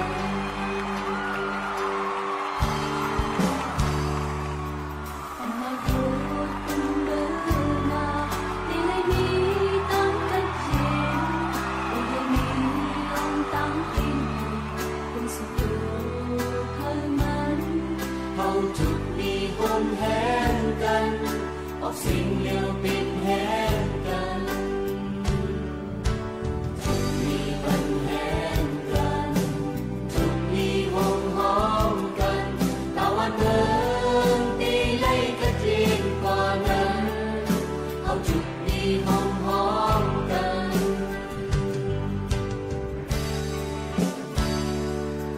ส่วนใหญ่เฮาก็เคยเป็นตาคนตามติดสู่เฮาบ่เฮ็ดสร้างถึงตามอันสู่มุมมองบ่จุดมีหอมแห้งยาวมันจำได้ถึงเยินมาจุดมีปัญแห้งกันจุดมีหอมหอมกันตะวันเดิ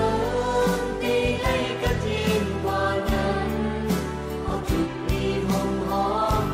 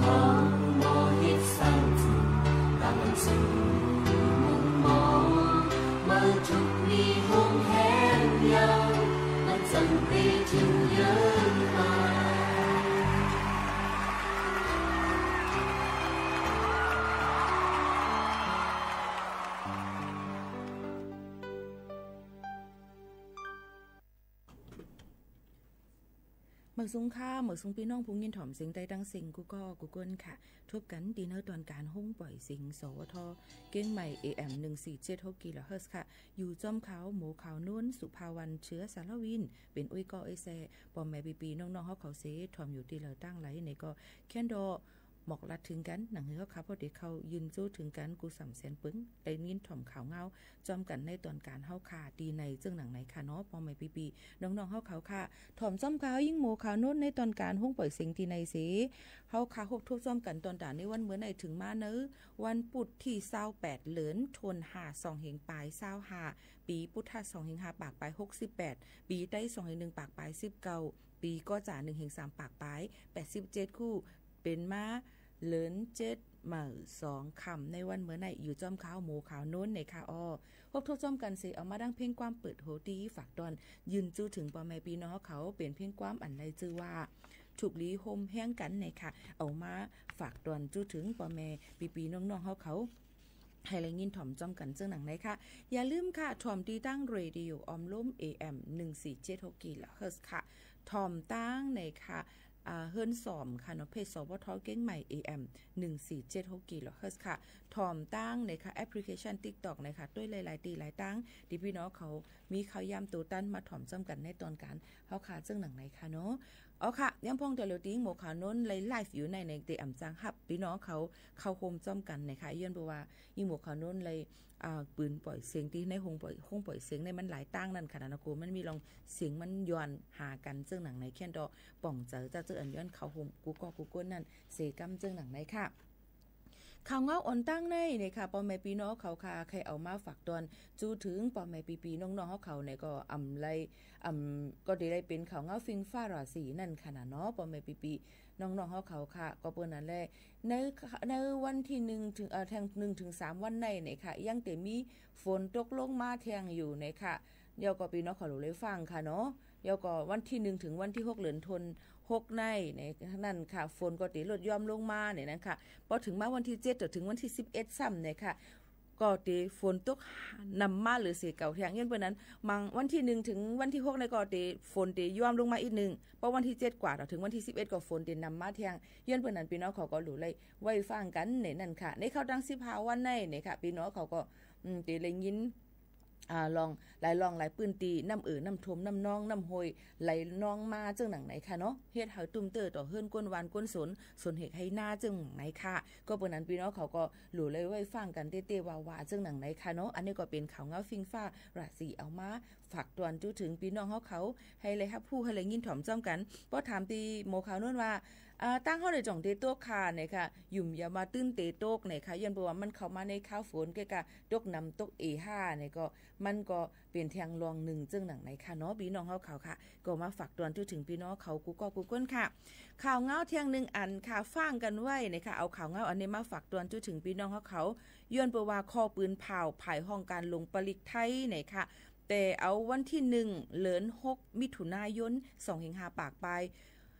5ปากไป68นีในเนี่ยค่ะโตเมืองไทยเตปงเจ้ยตื้อใหม่มีฮอรถฮอกาฮาวแห้งเนี่ยค่ะก็เบอร์นั่นแหละ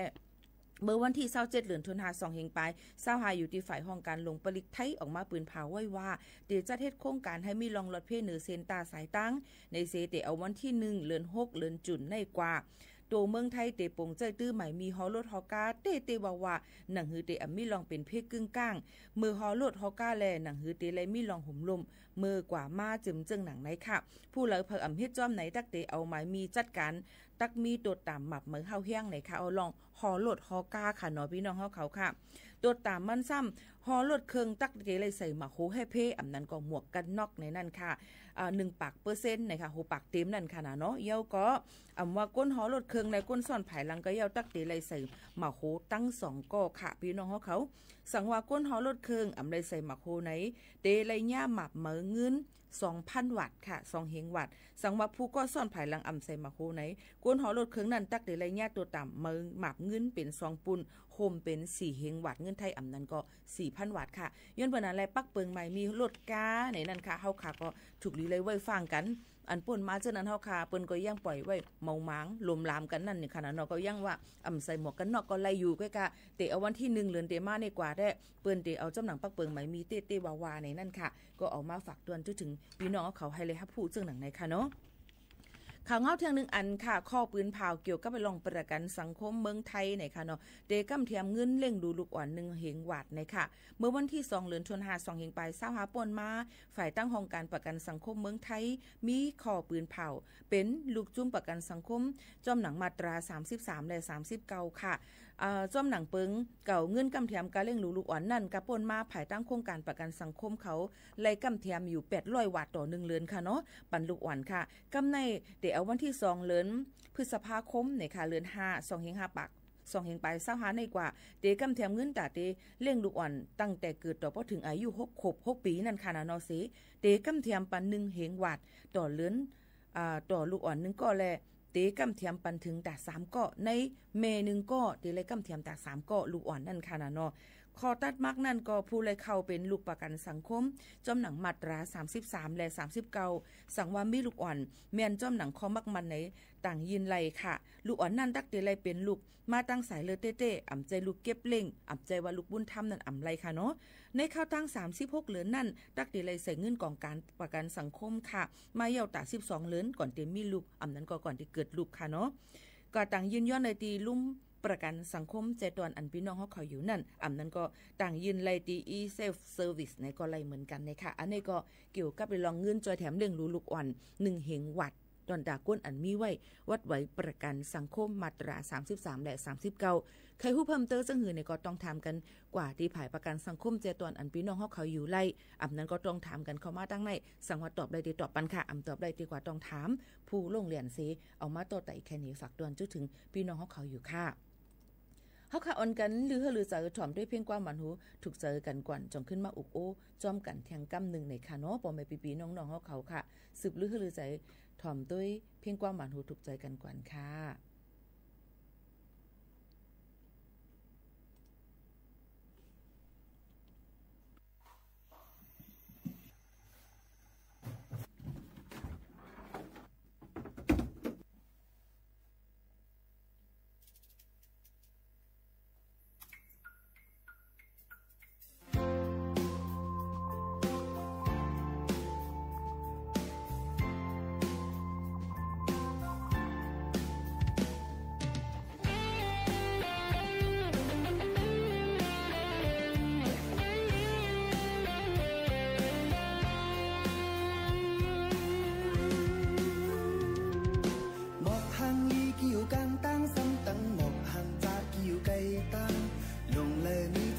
ก็มันมีกาคันลีเหมือนสู่เหมือนเฮาเยามือเลยนั่งต้มกันมือเลยไปต้มกันมีมาเยาเสนั่งหือตีถูกตาแม่นใจก้นกูก็อำเป็นสู่ยาใจเล็กสั่นตอนตาตีหังลีใจตื่นพร้อมโฮมตายอับเลิศเสือเนรินเมืองเฮิงหมอกหางลีกิ่วกลางตั้งซ้ำตั้งหมอกหางจะกิ่วไก่ตั้งลงเลยมีเจ้าของก็มันมีกาคันลีเหมือนสู่เหมือนเฮาเยามือเลยนั่งต้มกันมือเลยไปต้มกันมีมาเยาเสนั่งหือตีถูกตาแม่นใจก้นกูก็อำเป็นสู่ยาเธอเล็กสั่งตอนตาเดหังลีสายตื่นพร้อมโฮมตายอับเลิศเสือเนรินเมืองเฮิงอย่าไปวุ่นนั่งกะก่อนคนวันหลังมีสังกอลีอันตีมานั้นลำลองอันอำหันอำเป็นนั้นมีตั้งนำจำใจเก่าสมีเมื่อก็เลี้ยวกล้วยตีให้ใจลัดหมอกไผ่อย่าอ้างคืนไปกว่าเลยเว้นตีใครกินแผ่นดินก้นตายไม่แห้งลงนั้นตึกนี้ตายอยู่สู่อย่าใจเล็กสั่งอย่าใจเล็กสั่ง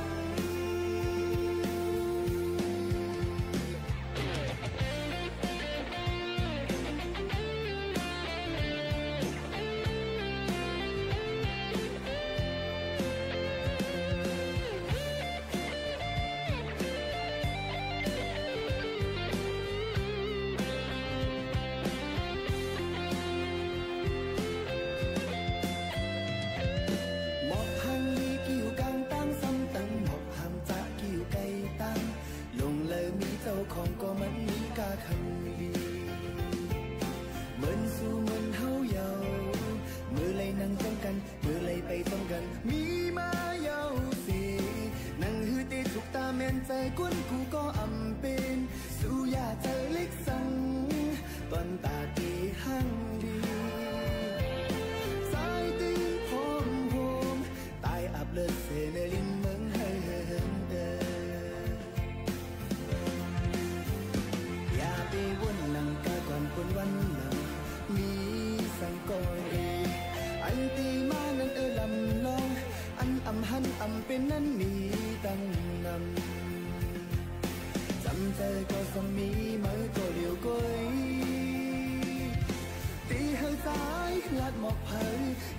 คืนไปกว่าเลยเป็นเตะใครกินแผ่นลิ้นก้นตายไม่แห้งลงนั่งตึกนี้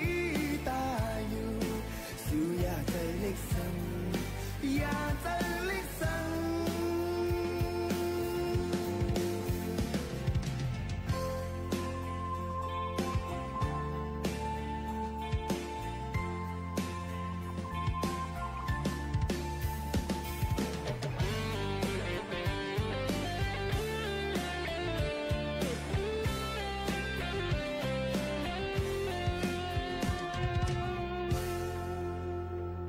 สู่อยากจะเลขค่ะ1เพลงความค่ะเป็นความเก่าๆใจเหล่าเปิ้งห้องไว้เป็นอ่องเมืองเอามาห้องเชียงใหม่ค่ะเนาะย้อนเปิ้นอะไรบางลองบางอันมาป้อค่ะกลุ่มใจเล็กใจน้อยจอมวดวันหลังอันเป็นป่นมาอยู่เจ้านั้นได้สั่งอีสั่งสิอำว่า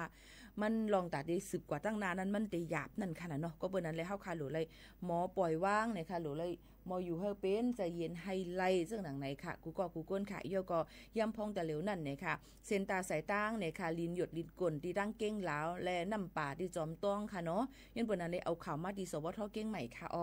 เป็นเส้นตั้งเมืองคองเก้งหลาวค่ะที่ดังศาลเจ้าหลวงคำแรงค่ะเนาะตั้งเก้งหลาว7วันเก้งใหม่ว่าสิฝนตกลงมาน้ำในปืนตีเสียเฮ็ดเฮากว่ามาเจอเส้นตาสายตั้งกว่ามาอำไลตั้งเมืองคองค่ะเจ้าหน้าที่เขาก็ตึกอ่อนกันเข้าใจแก่ลิดปัญหาย้อนให้ปอมแม่พี่น้องเขาเงื่องแวะลองเส้นตั้งอันปืนลัดมาในหนังหือบ่ได้มีลองหลอดเพในนั่นค่ะพี่น้องเขาค่ะยังพองเดเร็วก็น้ำป่าตั้งลอยอินทนนท์ก็ไหลเข้ามาเนี่ยค่ะหบอะไรเขามาห้อมกันดั้งน้ำห้วยแม่หอยและน้ำแม่ย่าเนี่ยค่ะเฮ็ดให้เกิดน้ำโถมในปืนตีบ้านแม่กลางบ้านลุ่มเนี่ยค่ะหมู่4วันกลางจอมต้อง7วันเก้งใหม่น้ำก็ขึ้นน้ำเติมมาเพิ่นเนี่ยเฮ็ดให้ปอแม่พี่น้องเขานั่นเลยห่างเฮียนเอาโคกของปลายกว่าในกลางค่ำกลางคืนกำเหลวเจ้าหน้าที่เขานั่นก็ยังดึกจอยแถมอย่างต่อเนื่องนั่นค่ะเนาะก็เหมือนกันค่ะตั้งวันน้ำลัดหมู่13บ้านหลวงจอมต้องนั่นก็มีน้ำแม่กลางเพิ่มตึกสูงขึ้นมาแหละเฮ็ดให้น้ำล้นมาจอมเส้นตาสายตั้งก็เปิ้นนั่นแหละปอแม่พี่น้องเขาก็เตกว่ามาไปซึ่งหือก็โลเลยถ่อมขาวถ่อมเงากันหนังหือป้อเตมีลองรถเพกันนั่นในนั่นค่ะก็เปิ้นนั่นแหละป้อเตกว่าแอลแหลดังน้ำตกหวานในข้าวฝนจะในเงื่องเวค่ะเนาะอำโดเลยกว่าในนั่นค่ะพี่น้องเขาค่ะอันนี้ก็เอามาฝากเตือนจุถึงพี่น้องเขาให้เลยยินถ่อมจ้อมกันนะคะแล้วก็หลายๆตีก็ยังถึกหลุเลยไว้ฟังกันปัดปืนจึงไทยอยู่นั่นค่ะเนาะหนังฮือบ่ได้มีลองหลอดเพกันนั่นจึงหนังไหนค่ะเนาะพี่น้องเขาในก็เป็นลองต่างเกี่ยวกับเรื่องลองเพในข้าวฝนค่ะเอามาฝากตวนจูถึงปอแม่ปีน้องๆเขาค่ะกำในค่ะแทงอันนึงค่ะเขาคำมาถ่อมด้วยแทงในค่ะพี่น้องเขาค่ะตียอบไหลเงินไทยหมอก18ล้านอันลูกตีเมืองโฮมตุ่มเมียนมาตกเข้ามาที่ดังเมืองจึงไทยค่ะในเกาะดีเจเว้งสังขบุรี7วันกาญจนบุรีเมืองไทยเจ้าหน้าที่เขาตียอบไหลเงินหมอก18ล้านบาทอันลูกตั้งเมืองโฮมตุ่มเมียนมาเสตกเข้ามาค่ะเจ้าหน้าที่บริหารสังขบุรีลาติผู้สื่อข่าวเขาว่าเมื่อวันที่26เดือนธันวาคม2เฮงไป25ย่ามกลางในหมอกเกาม้องพ่องมือเจ้าหน้าที่เขาเอาห่มลมไปกดทัดรถกากว่าจอมตั้งตีลานนำเก็กน้องรู้เวงสังขบุรีมีกาโตโยต้าฟอร์จูเนอร์4ลำหนึ่งลูกตั้งแลนลิ้นเนี่ยค่ะ JD30 นั่นเข้ามาแลไล่ห้องกดทัดด้วยจังซ้ำไล่หันเงินเจไทยหลายๆเนี่ยเสริมมาในถุงเขียว2ลูกเต็มปิ๊กๆค่ะก้นฮอกาจื้อห้องนายธนวัฒน์อายุ25ปีลาดว่ามั่นใจเฮ็ดการค้าขายในแก่เมืองไทยตั้งเมืองมันเงินเจ้านั่นเป็นอันขายไลโคกุ่นในเมืองมันเสต่อเขามาขึ้นฝั่งไทยตาเตมาลงตื่นล้างซื้อขึ้นโคกุ่นในนั่นค่ะมั่นใจเลยและพายเฮิรหลังหนึ่งนั่นค่ะเนาะอันมีดีแลนด์ลิ้น2เมืองเสต่อมาเฮิรหลังนั้นนาเฮิรมีฝั่งไทยหลังเฮิรซ้ำมีผังเมืองมันกาลัดเขามาเฮิรหลังนั้นเลยปันเจ้าเฮิร1ปอกเลย500วัตต์กูปอกก็เฮ็ดนั้นปอกในจังญาติยอบค่ะเงินอันมั่นใจต่อมามีไว้เฮงอยู่ 15,000 เฮง9ปาก99ไว้5ปากมี3เฮง9ปากไป90ไว้โฮมตั้งเสียงกาขันมีจำ18ล้านวัตต์นะคะเจ้าหน้าที่เขาเลยตียอบตั้งโกนตั้งกาตั้งเงินเสเตเอาตั้งพิษจ้อมหนังปักเปิงไม้มีไผ่ขอนกอบอ่ำเลยขว้างเสต่อเขาต่อออกเงินตั้งน้ำเตสืบกดทัดป้านาการต่างงานเสห้องจะถามป้าตั้งเจ้าเฮิรนตีลินนั่นแทงลูกกวนนะคะในปักเปิงไม้มีฝ่ายขวัญเมืองไทยมีไว้ว่าป้อเตต่อเขาออกเงินไทยตีพักดูหลานคำเมือง มึงป้อนน้ำป่นหรือสิ450,000จึงเตไลย้อนขว้างตีห้องการไผ่เก็บขวัญไลขว้างเหี่ยวก็เตมีศูนย์ต่อเลยถึง2ล้านก้วยสังว่าอำเฮ็ดจอมปักปึงจึงต่างย่าตามตกคอกอำป่น10ปีว่าจึงหนังไหนค่ะอันนี้ก็เตเลยหันว่ายำพองตะเหลียวกันมังปอกมาเฮาเขาไว้เมาหมางรวมลามเนี่ยเกี่ยวกับไปลองเงินสิอำว่าก้นอันต่างลองเงินเป็นแหนบเป็นหังสิอำเป็นปึกเป็นแหนบสิอำว่าก้นอันเหตุการณ์เลยอำเจอนาการปุนพรเฮาค่ะเลยลองตั้งตีมาหิมนาการก้นดังเมืองไทยเขาเจิมเจ้าในก็พิษปักเปิงหมายมีเนี่ยย้อนเปิ่นนั้นลองตั้งเจ้าในไข่ฝากฟังไว้ปันพี่น้องเขาในนั้นค่ะหนังหือป้อเตอำเฮ็ดพิษหนังหือป้อเตอำเป็นเพตุ่มเตอต่อเฮาโตเจ้าเก่าก้อยอำกาตุ่มเตอปาตั้งหมดตั้งเสียงนั่นลองวัดลองไหวก็เตหยับน้ำเตอมาในนั่นค่ะย้อนเปิ่ว่าก้นเฮาคาในนั่นค่ะแต่เหลียวก็เตหันข่าวลื่นหลังกันอยู่เดี๋ยววันที่25ป่นมาก็เตหันข่าวลื่นหลังว่าเป็นนายนากล้าขายตีลิ้นตั้งเมืองจึงไทยเจิมจึงหนังไหนค่ะเนาะย้อนเปิ่นนั้นแลกูก้นหลุเลยฟังกันไว้ในนั่นค่ะเย่าก็ต้องปองใจค่ะคือว่ายิ่งหมวกเขาล้นลาดเสว่าป้ออำมีไว้ไทยในอำซื้อตีลิ้นซื้อเฮือนไล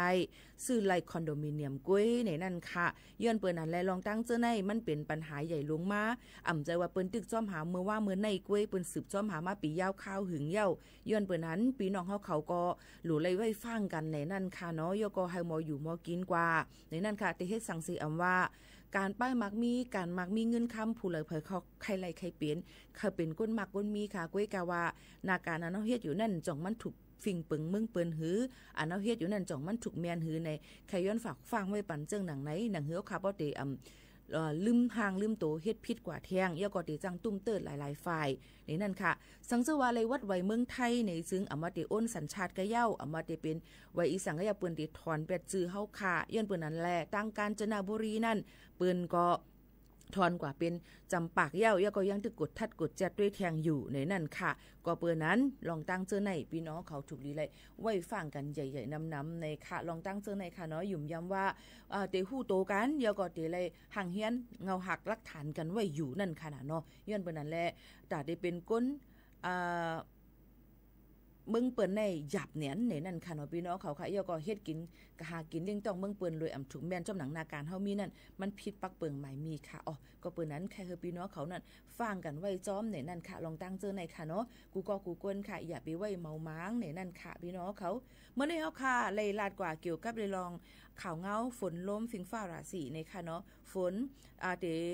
ลดย่อมมาเตมาหมอก1ต่อถึงวันที่6ค่ะเนาะยาก็ว่าลดย่อมมาอีกอ่อน1ถึง6ในหรือเส้นนั้นที่7กว่านั่นก็เตนำเตอมาแทงยาก็เข้าสู่หน้าฝนเต็มตัวเย้าในนั่นค่ะก็พี่น้องเขาก็หลู่เลยไว้ฟังกันยาก็มีแทงข่าวเงาเกี่ยวกับไปลองวัดไว้ประกันสังคมมาตรา33และ30เก่าจึงหนังไหนค่ะเนาะอีกป้าดังข่าวเงาลองลินหยดลินกลลินปังตั้งเกี้ยงหลาวยาก็น้ำป่าน้ำชมตั้งลอยอินทนนท์เนี่ยค่ะอันนี้ก็หุบมันเอามา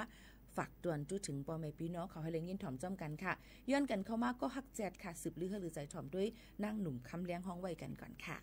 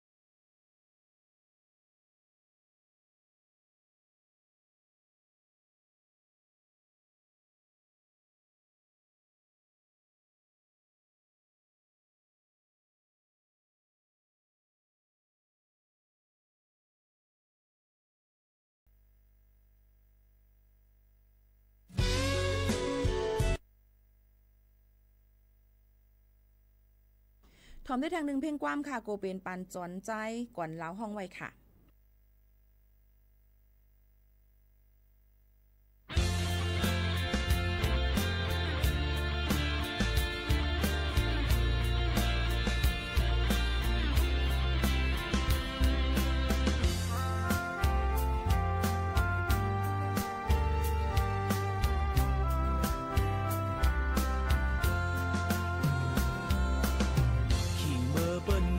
คืนลึกเย็น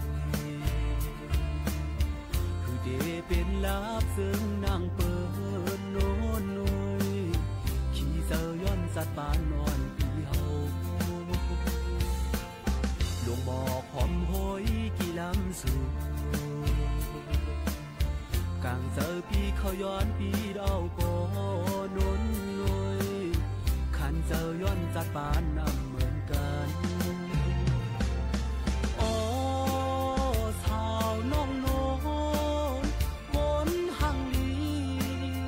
กำปั่นสองหาในเปมากินเจอผ่านเหมือนปีเฮาในโน้นน้องเอ้ยโคเกี่ยวเสียงมือคำอ่ำไหลจื้อหอยกามันไม่ซ้อมโน้นเตะเจอสั่งว่าปีเฮาเมื่อต้องทากูบ่แม่โน้นใจไหลกูพี่แลนนไหลเปลี่ยนกว่าปานซอ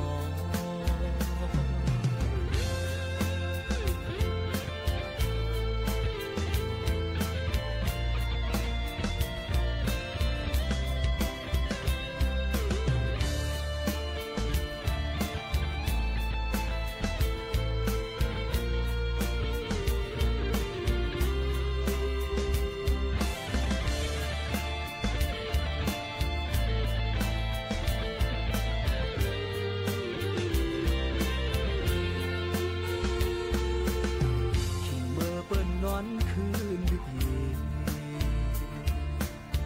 คือเดเป็นลาบเซิงนางเปิดโน้นหน่วย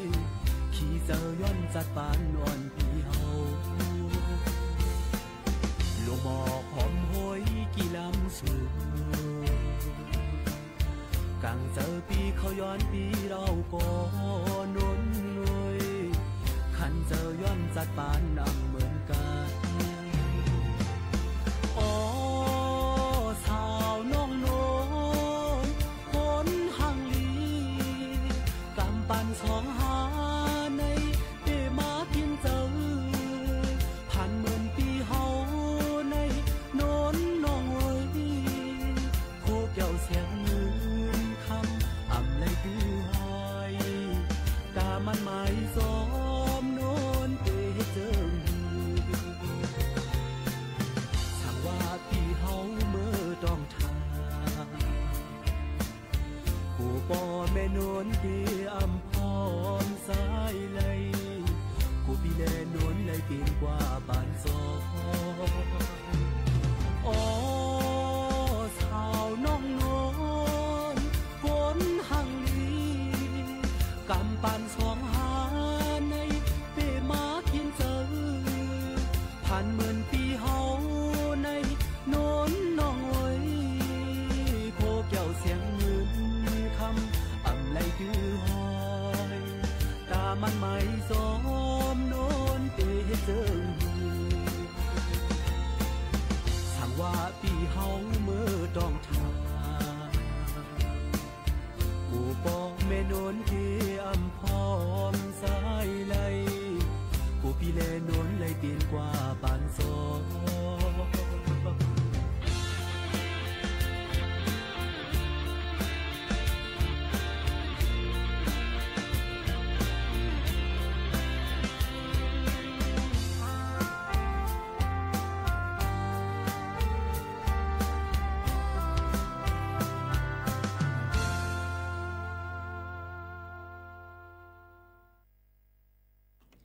เอาค่ะพี่น้องข่าวค่ะอยู่จ้ำกันที่ในเนี่ยค่ะเนาะข้อความลือหลังก็เตมีมา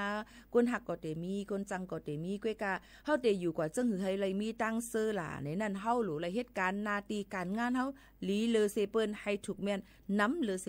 เปิ้นในนั้นค่ะหนังหือบ่ได้อำลอดตั้งเศษหนังหือบ่ได้อำมีตั้งเศษนี่นั่นย้อนเปิ้นนั้นพี่น้องเขาค่ะเฮาหมออยู่หมอกินกว่าในนั้นค่ะเนาะยก็อำสุกสร้างเรื่องเปิ้นอยู่กว่าเลยอำตุ้มเตอเปิ้นนั่นมันสิเป็นลองตั้งเสื้อเจออันดีเลอเซเปิ้นจำหนัง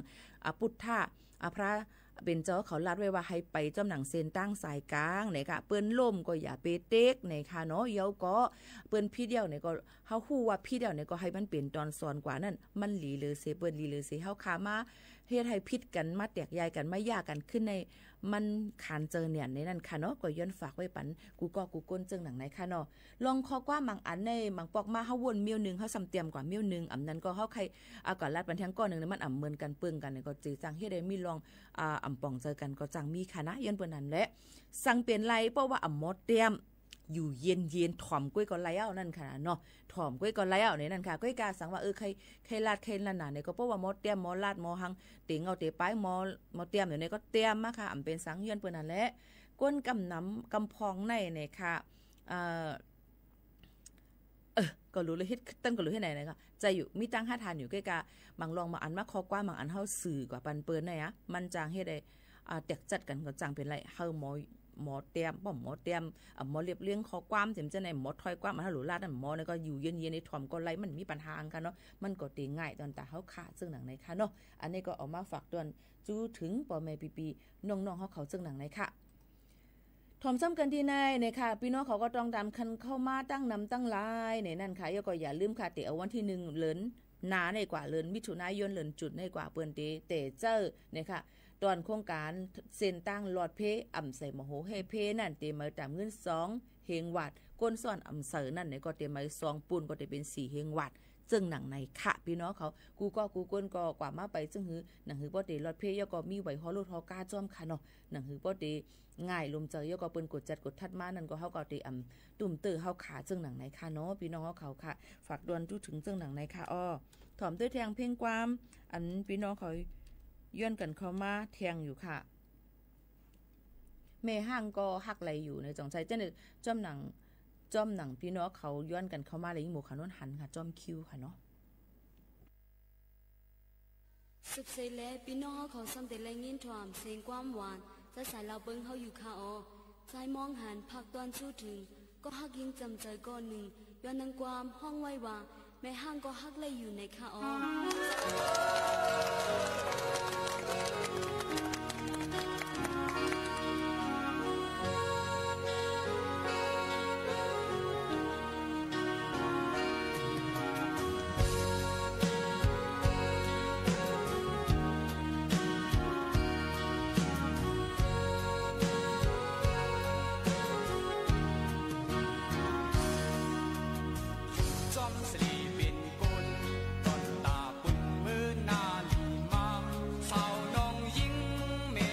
ห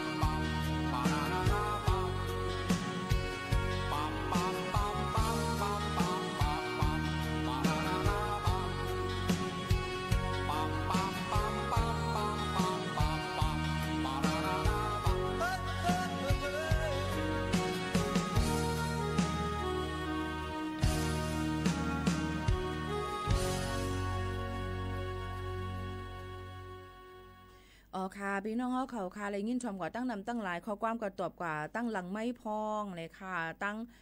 ไลฟ์พองเลยค่ะเนาะไล่ล่องไล่อันค่ะแต่ไรยินถ่อมจอมกันนั่นค่ะเนาะปดตัวตั้งเฮิรนสอมแต่ก็มือเปิดปันเพลงความนั่นโซปีหมู่เขานนติดต้องหนังใจใกล้ๆว่ามันเตะอำเลยยินเสียงเลยยินเสียงเพลงความก็ย้อนเพราะว่ามันเป็นตั้งการนั่นค่ะเนาะยก็อันเฮาค่ะตอบไลฟ์อยู่ในเมื่อนั้นนี่ก็ไปพิจารณาหันตั้งแอปพลิเคชันต่างอันจังหนังไหนค่ะแค่นดอกป่องเซอร์บันใหญ่นำเสกัมอันยิ่งหมู่เขานนตอบไลก็ตื้นเตมาตอบปันค่ะตอบไลเนี่ยก็เตย้อนเอาไว้ก่อนเนี่ยก็เดี๋ยวก็ต้องถามผู้ลงเรียนเสมาตอบปันบางลองบางอันมานั่นเนี่ยค่ะเนาะอยู่เย็นๆในรีเลเซเปิลซึ่งหนังในค่ะเนาะพี่น้องเขาค่ะก็เปิ้นนั้นแหละพี่น้องเขากูก็กูก้นค่ะย่ำพองตะหลิวนั่นเจ้าหน้าที่ไผจัดหาการงานเขาไผเจ้าหน้าที่กดแจดก้นเขาเมืองเขาเจิมจะในเปิ้นออกกดแจดกดทัดด้วยเลยเลยแจ้งลวงนาค่ะเนาะอองตีเหตุการณ์5ตีแคมป์ก่อสร้าง5ตีเหตุการณ์5เจิมซึ่งหนังไหนพี่น้องเขาให้มออยู่มอกินค่ะปีหมกเขานุ่นลาอะไรซึ่งไหนค่ะเนาะเยก่อนนาการอันที่เฮาค่ะเฮ็ดไรอย่าไปเฮ็ดค่ะอย่าไปเฮ็ดนะคะเนาะพี่น้องเขาค่ะย้อนเปิ้นนั้นเอามาฝากฟังไว้ปันพ่อแม่พี่น้องเขากูก็กูก้นเฮาฟังอยู่ฟังกินกันนะคือบ่ได้อยู่ง่ายลงเจอในค่ะอ้อได้ฝากไว้ปันเพียงความหวานหูถูกใจเซติผัดยันพี่น้องเขาเมื่อกว่าๆนี้ค่ะส่งขึ้นมาพบมาทบจอมปอมแม่พี่น้องเขาแทงค่ะเนาะในตอนการเฮาค่ะเข้ายาม 10:00 นถึง 11:00 นกลางมื้อเลยกลางค่ำซ้อมกันที่ในมันก็มาถามว่าปีโมค่ะปีโมออกห้องปล่อยเสียงอีหยังค่ะว่า AM 1476ขับบทด้วย FM ยินค่ะค่ะก็บนนั้นพี่น้องเขาป้อติถามอ่านด้วยลีกลีอันเปิ้นเตรียมต่างไว้นั่นมาได้เป็นข่าวว่าข่าวในออกวันที่หังคาปีมฮู้เตรียมมาอยู่วันที่ในวันที่ในยันบนนั้นแหละตัวทีทนตัวให้มันลีก่อนจองไกถามนะคะเนาะห้องปล่อยเสียงที่ค่าเหตุการณ์อยู่ในเป็น AM ค่ะอ่ำใจ FM ค่ะเนาะ FM ในกว่าหิมห้อมจำอำป่น30กิโลเมตร50กิโลเมตรขนาดนะค่ะก้วยกาว่า AM ในมันกว่าจอมหวยจอมลอยจอมสายลมบางทีก็ตีแจ้งแรงหลีบางทีก็อ่ำแจ้งแรงหลีก้วยกาว่าเฮาค่ะเพิ่มเติมมาปั่นตั้งออนไลน์มาติดด้วยตั้งเฮิรนซอมสวทเก่งใหม่ AM 1476กิโลเฮิรตซ์ค่ะมาติดด้วยตั้งไลฟ์ TikTok เหมือนกันกว่าพร้อมกันเหมือนกันในนั้นค่ะสั่งเจอว่ามีแรงฟงอินเทอร์เน็ตค่ะนะอันนี้ก็เอามาฝากปันพี่น้องเขาจะเจออันต้องถามกันเขามากคือใหญ่ๆนั่นเฮาฮู้ป้องจำกันจังหนังไหนค่ะขอบใจถึงกูก็และผู้ไปยินถ่อมปันแห้งเจอกันจิ๋มปานเก่าปานเหม่อเจมเล็กหนุ่มเท่าใจยิ่ง3ปานที่แสนถ่อมจำกันที่ในอันลีก็เอาอะไรเมาก็8ค่ะนะขอบใจกูก็กูก้นค่ะมอนค่ะผ่าดันเมื่อดังเพลงความอันย้อนกันเข้ามาเกาโกเมืองแรงในสั่งขึ้นด้านเดเป็นตั้งหักอมิตาค่ะเนาะมอนค่ะเหมือนซุ่มค่ะ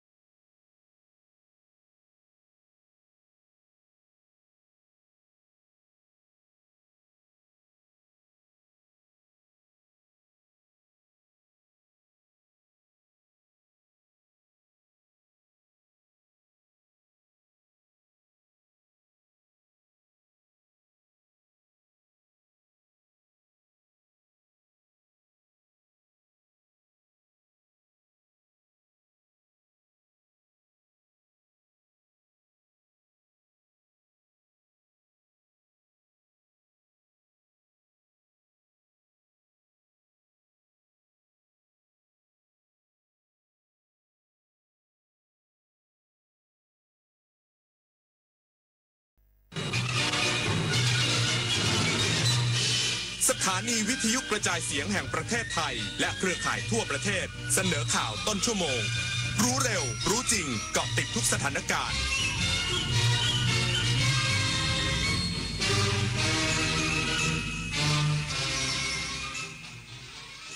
รับฟังข่าวต้นชั่วโมง 23 นาฬิกากับอานนท์นันตะสุคนครับรัฐมนตรีช่วยว่าการกระทรวงการคลังระบุภาพรวมเศรษฐกิจไทยกำลังฟื้นตัวจากตัวเลขภาษีมูลค่าเพิ่มอีกสักครู่ก็มาติดตามรายละเอียดครับปกติเวลากินเหลือแบบนี้คุณทิ้งอาหารกันยังไงคะรู้หรือไม่ว่าปัญหาขยะอาหารก่อให้เกิดก๊าซเรือนกระจกเพิ่มขึ้นถึง 8% ส่งผลให้เกิดภาวะโลกร้อนวิกฤตปัญหาสิ่งแวดล้อมที่ทั่วโลกกำลังเผชิญมาร่วมกันจัดการขยะอาหารด้วยการกินแต่พอดีไม่เหลือทิ้งเปลี่ยนขยะให้เป็นประโยชน์เศษอาหารไปทำปุ๋ยอินทรีย์หรือแปรรูปเป็นพลังงานนำกลับมาใช้ใหม่ลดขยะลดโลกร้อนเราเปลี่ยนโลกเปลี่ยนอาชญากรรมออนไลน์ความท้าทายและโจทย์ใหญ่ของประชาคมอาเซียนที่ต้องผนึกกำลังกันรับมือภัยไซเบอร์ในภูมิภาคผ่านกรอบความร่วมมือสู่โรดแมพ 4P Preventing ป้องกันการแทรกซึมขององค์กรอาชญากรรม Pursuing นำคนผิดเข้าสู่กระบวนการยุติธรรม Protecting ปกป้องเหยื่อและกลุ่มเปราะบาง Promoting เสริมพลังความร่วมมือทุกระดับร่วมสร้างภูมิภาคที่ปลอดภัยไร้พรมแดนและเข้มแข็งไปด้วยกันอายุเข้าเลข 6แล้วจะเริ่มต้นอาชีพใหม่ได้ไหมนะได้สิครับผู้สูงอายุ60ปีขึ้นไปที่ยังมีไฟสามารถกู้ยืมเงินทุนประกอบอาชีพกับกองทุนผู้สูงอายุได้ไม่เกิน 30,000 บาทต่อคนหรือ 100,000 บาทต่อกลุ่มผ่อน3ปีไม่มีดอกเบี้ยพร้อมก้าวสู่การเริ่มต้นอีกครั้งอย่างมั่นคงดีจังเลยแบบนี้จะได้เปิดร้านเล็กๆอย่างที่ฝันไว้สักทีเงินทุนปลอดดอกเบี้ยกับกองทุนผู้สูงอายุสอบถามเพิ่มเติมได้ที่กรมกิจการผู้สูงอายุ1300คนชอบตื่นเช้าฟังข่าวตอนเช้าให้ทุกเช้ามีสาระตีของร้องข่าวสื่อสารตรงถึงชาวบ้านในทุกพื้นที่ผ่านหอกระจายข่าวทั่วไทยจากการจับมือกันแน่นของกรมประชาสัมพันธ์และกระทรวงมหาดไทยออกอากาศทุกวันเวลา 6:30 น.ถึง 6:45 น.ในรายการข่าวยามเช้า FM 92.5 เมกะเฮิรตซ์ทางสถานีวิทยุกระจายเสียงแห่งประเทศไทยและเครือข่ายทั่วประเทศรัฐมนตรีช่วยว่าการกระทรวงการคลังระบุภาพรวมเศรษฐกิจไทยกำลังฟื้นตัวจากตัวเลขภาษีมูลค่าเพิ่มสินค้านำเข้าและดัชนีผลผลิตภาคอุตสาหกรรมมีสัญญาณเชิงบวก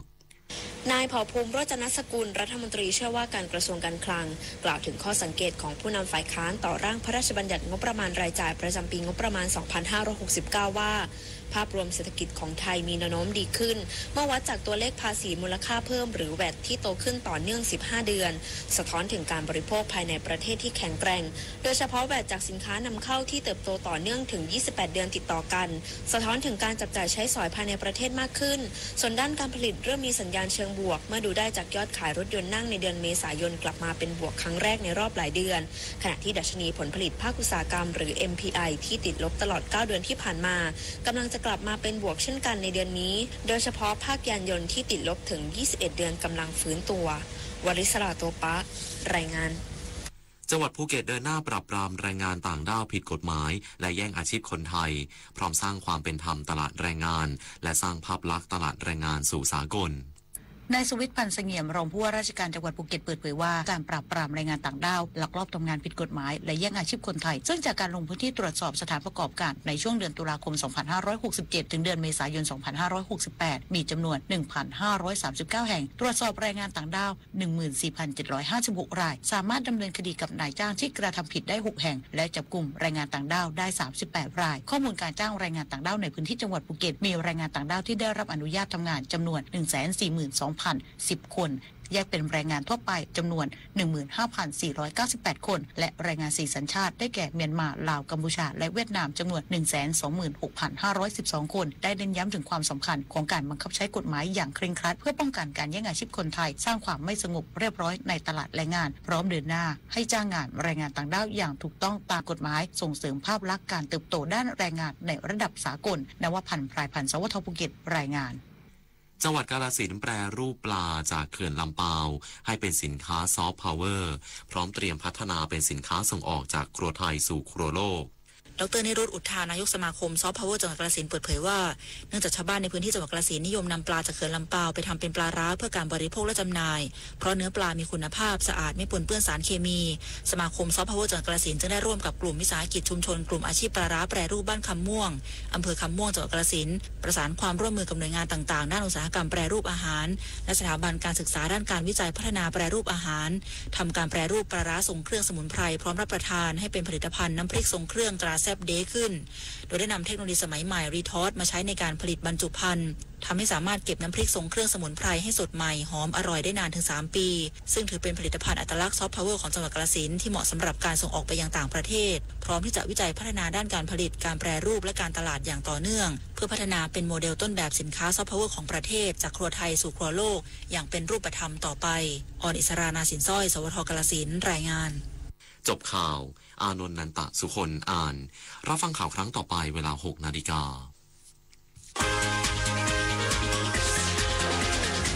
ติดตามข่าวที่นำเสนอไปแล้วได้ที่ www.thainews.prd.go.th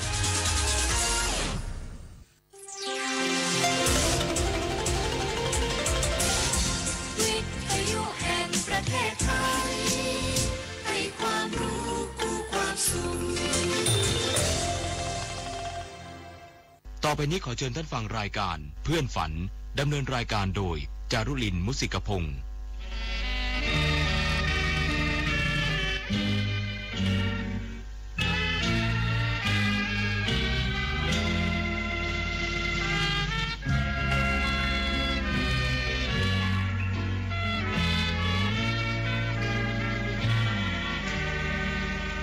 อยากมีเพื่อนรวมฝันในวันนี้วันที่มีเสียงเพลงบรรเลงวอนเดี๋ยวออดอ่อนเดี๋ยวเรื่องอื่นแสนชื่นบานเดี๋ยวสักสานเดี๋ยวโศกซึ้งตรึงอาทัยชั่วโมงที่2ของเพื่อนฝันวันพุธที่28พฤษภาคม2568ผู้ควบคุมเสียงยังคงเป็นบุญประกอบอบกลิ่นค่ะฟังเพลงสดุดีชาติไทยคุณมัทนาโมรกุลศิลปินแห่งชาติขับร้องนำนะคะคำร้องผู้แต่งใช้นามว่าอินทุมาศนั่นก็คือนามแฝงของหลวงรณสิทธิ์พิชัยทำนองโดยครูเอื้อค่ะ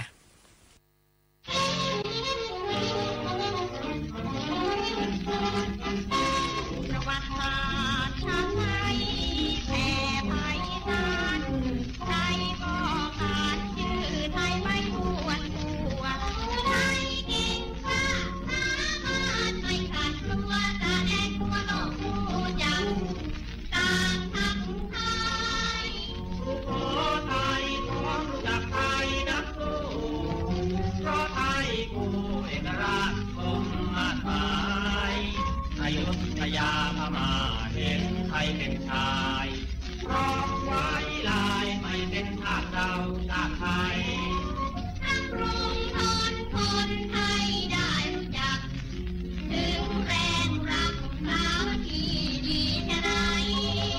รัตนโกสินทร์หินทองไทยทั่วทั้งไทยไกลตระหนักรู้จักเราทั้งยุโรปอเมริกานานาชาติไทยสามารถทุกปีไม่มีเขาทั้งบ้านไกลเรือนเคียงรอบเพียงเราล้วนพันเผ่าหมู่รักสามัคคี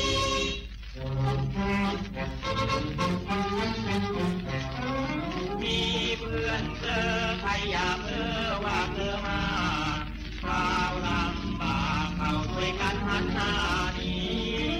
จะพึ่งเพื่อนคอยเพียเต็มที่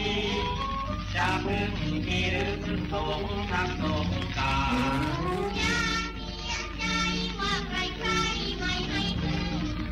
ยังคนถึงพึ่งได้แค่ในน้ำตาท่านคนนั้นนาหรืออาสาจากพึ่งพาได้ทุกอย่างทุกความ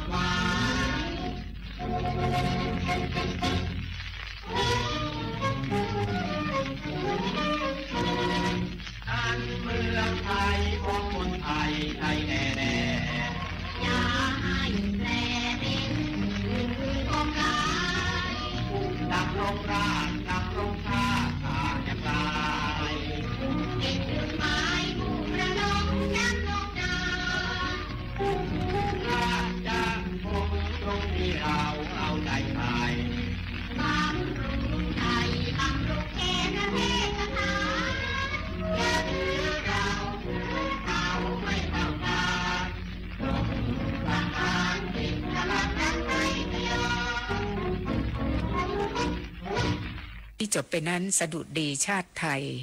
คุณมัทนามรากุลศิลปินแห่งชาติขับร้องนำผลงานของอินทุมาศหรือหลวงรณสิทธิ์พิชัยซึ่งท่านมาเป็นอธิบดีกรมโฆษณาการอยู่สมัยหนึ่งนะคะทำนองโดยครูเอื้อค่ะส่วนผลงานของพลตรีหลวงวิจิตรวาทการนั้นเราจะฟังจากละครเรื่องอนุภาพแห่งความรักปี 2499 ชื่อเพลงไก่แก้วคุณเพ็ญแขกาลจารึกเป็นผู้ขับร้อง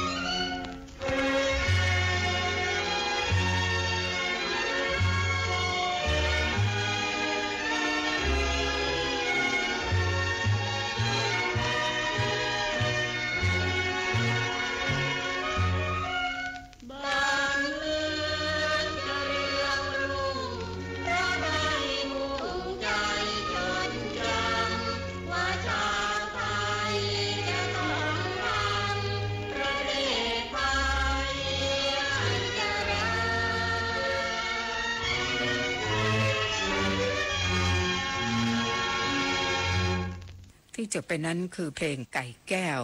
ผลงานของพลตรีหลวงวิจิตรวาทการจากละครเรื่องอนุภาพแห่งความรักปี 2499 คุณเพ็ญแขกาลจารึกขับร้องค่ะคุณเพ็ญแขกาลจารึกนี่ท่านร้องเพลงเก่งตั้งแต่อยู่ในโรงเรียนแล้วนะคะเรียนจบโรงเรียนนาฏดุริยางค์เมื่อปี 2484และเพลงเอกที่มีชื่อเสียงมากที่คุณเพ็ญแขขับร้องก็คือเพลงไก่แก้วที่เพิ่งจบไปนี้ละค่ะพอจบการศึกษาแล้วก็ไปเป็นนักร้องนักแสดงละครวิทยุร่วมกับน้องชายก็คือคุณประดิษฐ์กาลจารึกค่ะคุณเพ็ญแขสามารถจะร้องเพลงทั้งภาษาจีนและภาษาอังกฤษได้ดีและเป็นนักร้องสตรีคนแรกนะคะที่ร้องเพลงแปลงจากทำนองจีนและญี่ปุ่นได้มากเพราะว่าคุณเพ็ญแขไปร้องให้ทหารญี่ปุ่นฟังระหว่างสงครามโลกครั้งที่2เป็นประจำทุกคืนค่ะเพลงดังๆของคุณเพ็ญแขก็มีอย่างเช่นที่เราจะฟังกันต่อไปนี้2เพลงกุหลาบที่ฉันรักเพลงนี้มาจากเพลงฝรั่ง Rose Rose I Love You แล้วก็มีแปลงเป็นภาษาจีนด้วยนะคะเพลงนี้คุณเพ็ญแขจะร้องภาษาจีนก่อนแล้วก็ถึงจะต่อด้วยภาษาไทยนะคะ กุหลาบที่ฉันรักต่อด้วย7 วันที่ฉันเหงามาจากเพลง Seven Lonely Days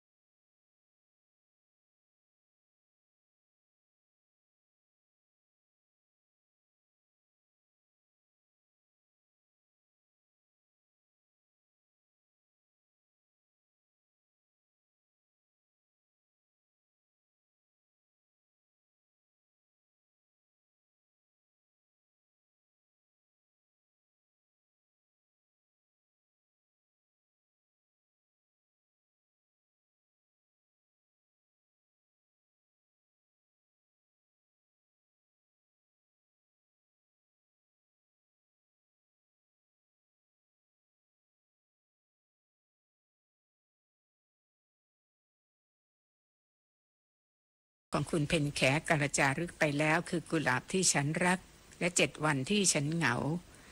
อีก3เพลงที่เราจะฟังการขับร้องของคุณเพ็ญแขเริ่มด้วยไม่พบกันเลยเพลงนี้คุณเพ็ญแขก็จะร้องภาษาจีนก่อนแล้วต่อด้วยภาษาไทยผลงานของครูสไลไกรเลิศค่ะต่อได้เพลินเพลงรักครูมงคลอมาตยกุลเป็นผู้แต่งและเปลวทองผลงานของครูไพบูลย์บุตรขันธ์และครูนาถถาวรบุตร3เพลงนะคะ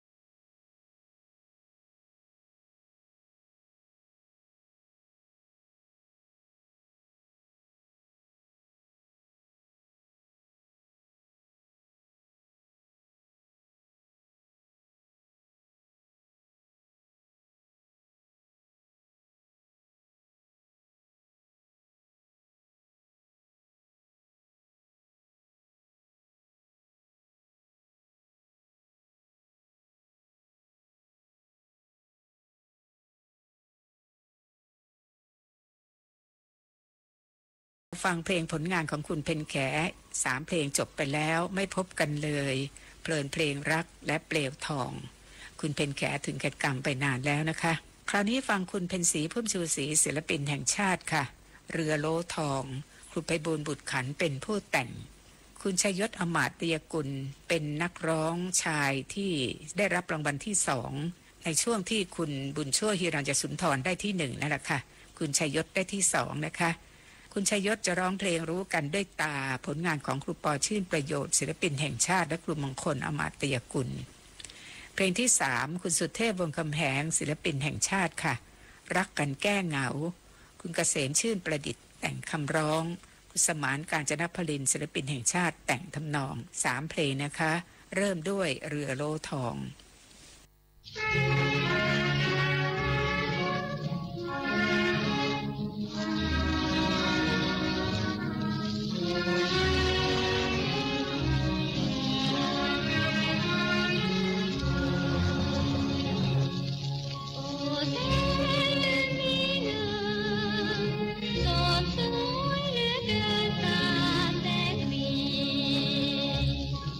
งาเล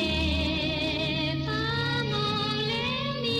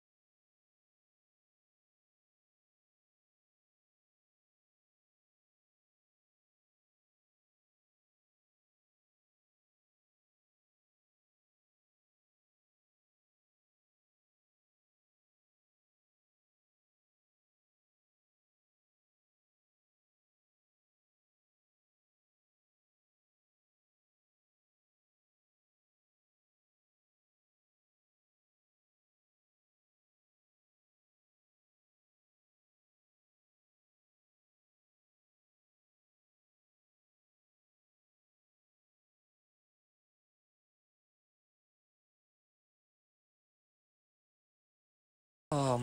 รู้กันด้วยตาและรักกันแก้เหงาชุดต่อไปจะเริ่มด้วยเสียงคุณสมจิตตัดจินดาค่ะลุ่มทานทองผลงานของครูเนียนวิชิตนันท์นะคะเพลงนี้ครูเนียนวิชิตนันท์แต่งไว้เมื่อปี 2483 แต่คุณสมจิตตัดจินดาซึ่งเป็นคู่ชีวิตของท่านนั้นนำมาบันทึกเสียงเมื่อปี 2496 ค่ะเพลงที่สองลาทีความรักเป็นการบรรเลงแบบสังคีตประยุกต์คุณชาติเย็นแขขับร้องกับวงกาญจนศิลป์ของครูสมานกาญจนพลินศิลปินแห่งชาตินะคะเพลงที่3ลาทีความระทมโดยคุณสุเทพวงศ์กำแหงศิลปินแห่งชาติค่ะผลงานของเนรัญชราศิลปินแห่งชาติ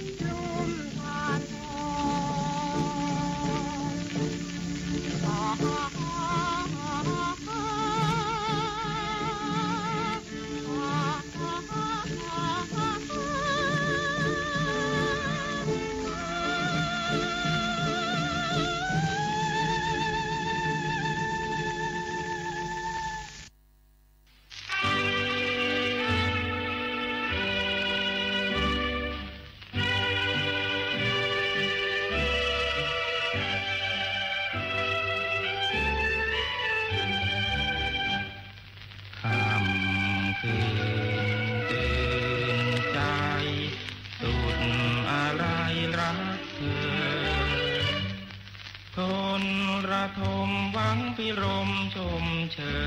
ยกลับเลือนเลยร้างรา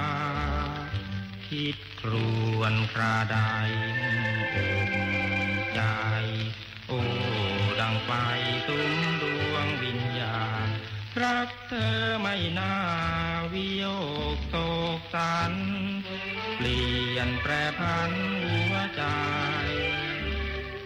ที่เคยสู่สมชื่นเคยชมสัมพันธ์รวมดวงใจเผยความในให้กันนั่นไม่รักหรือไร หรือเคยใจบุญเพื่อคุณช่วยอุดหนุนมิว่าใครใครสมยอมพร้อมใจมิได้เชื่อนแช่ได้บุญแท้นะเจ้า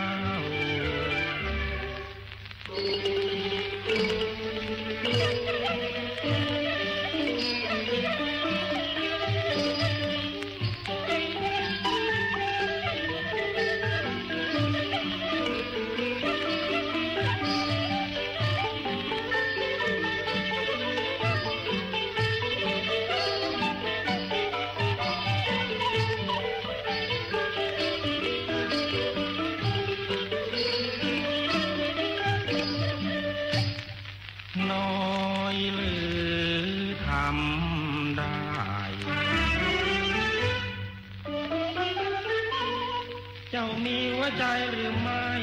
ถ้ามีเจ้ามีเท่าไรสดใสหรือดำกันเจ้าให้แต่ความอับเฉาสุดบรรเทาเพราะรักเพียงใจนอกงามสดใสแต่ภายในเหลือดำฟังวาจาล้วนแต่พาชื่นช่ำหลอกให้ช้ำหรือไทยร้อยคนพันคนไม่เจอกลับมาเจอร้อยพันดวงใจครั้งเดียวยอมให้หัวใจกลัดน้องเลิกไม้ปองกันที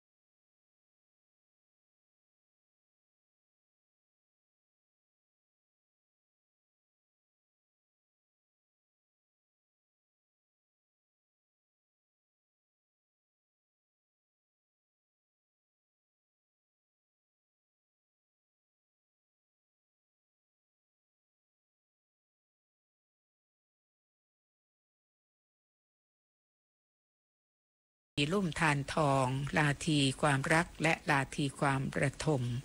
สุดท้ายเราจะฟังคุณชรินทร์ นันทนาครศิลปินแห่งชาติเพลงลมจ๋า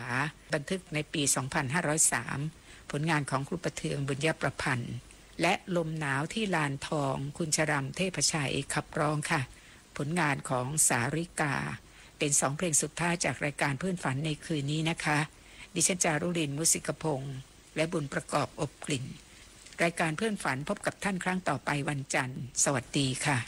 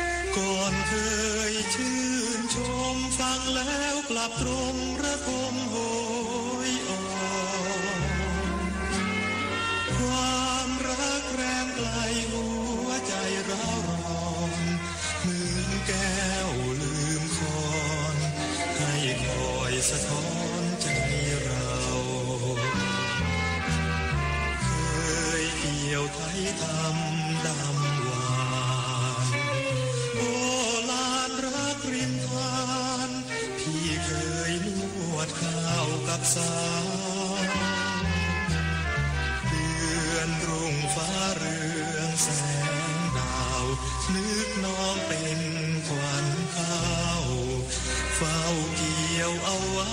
ครอง งทุ่งคลองท้องนาไม่เคยกลับมา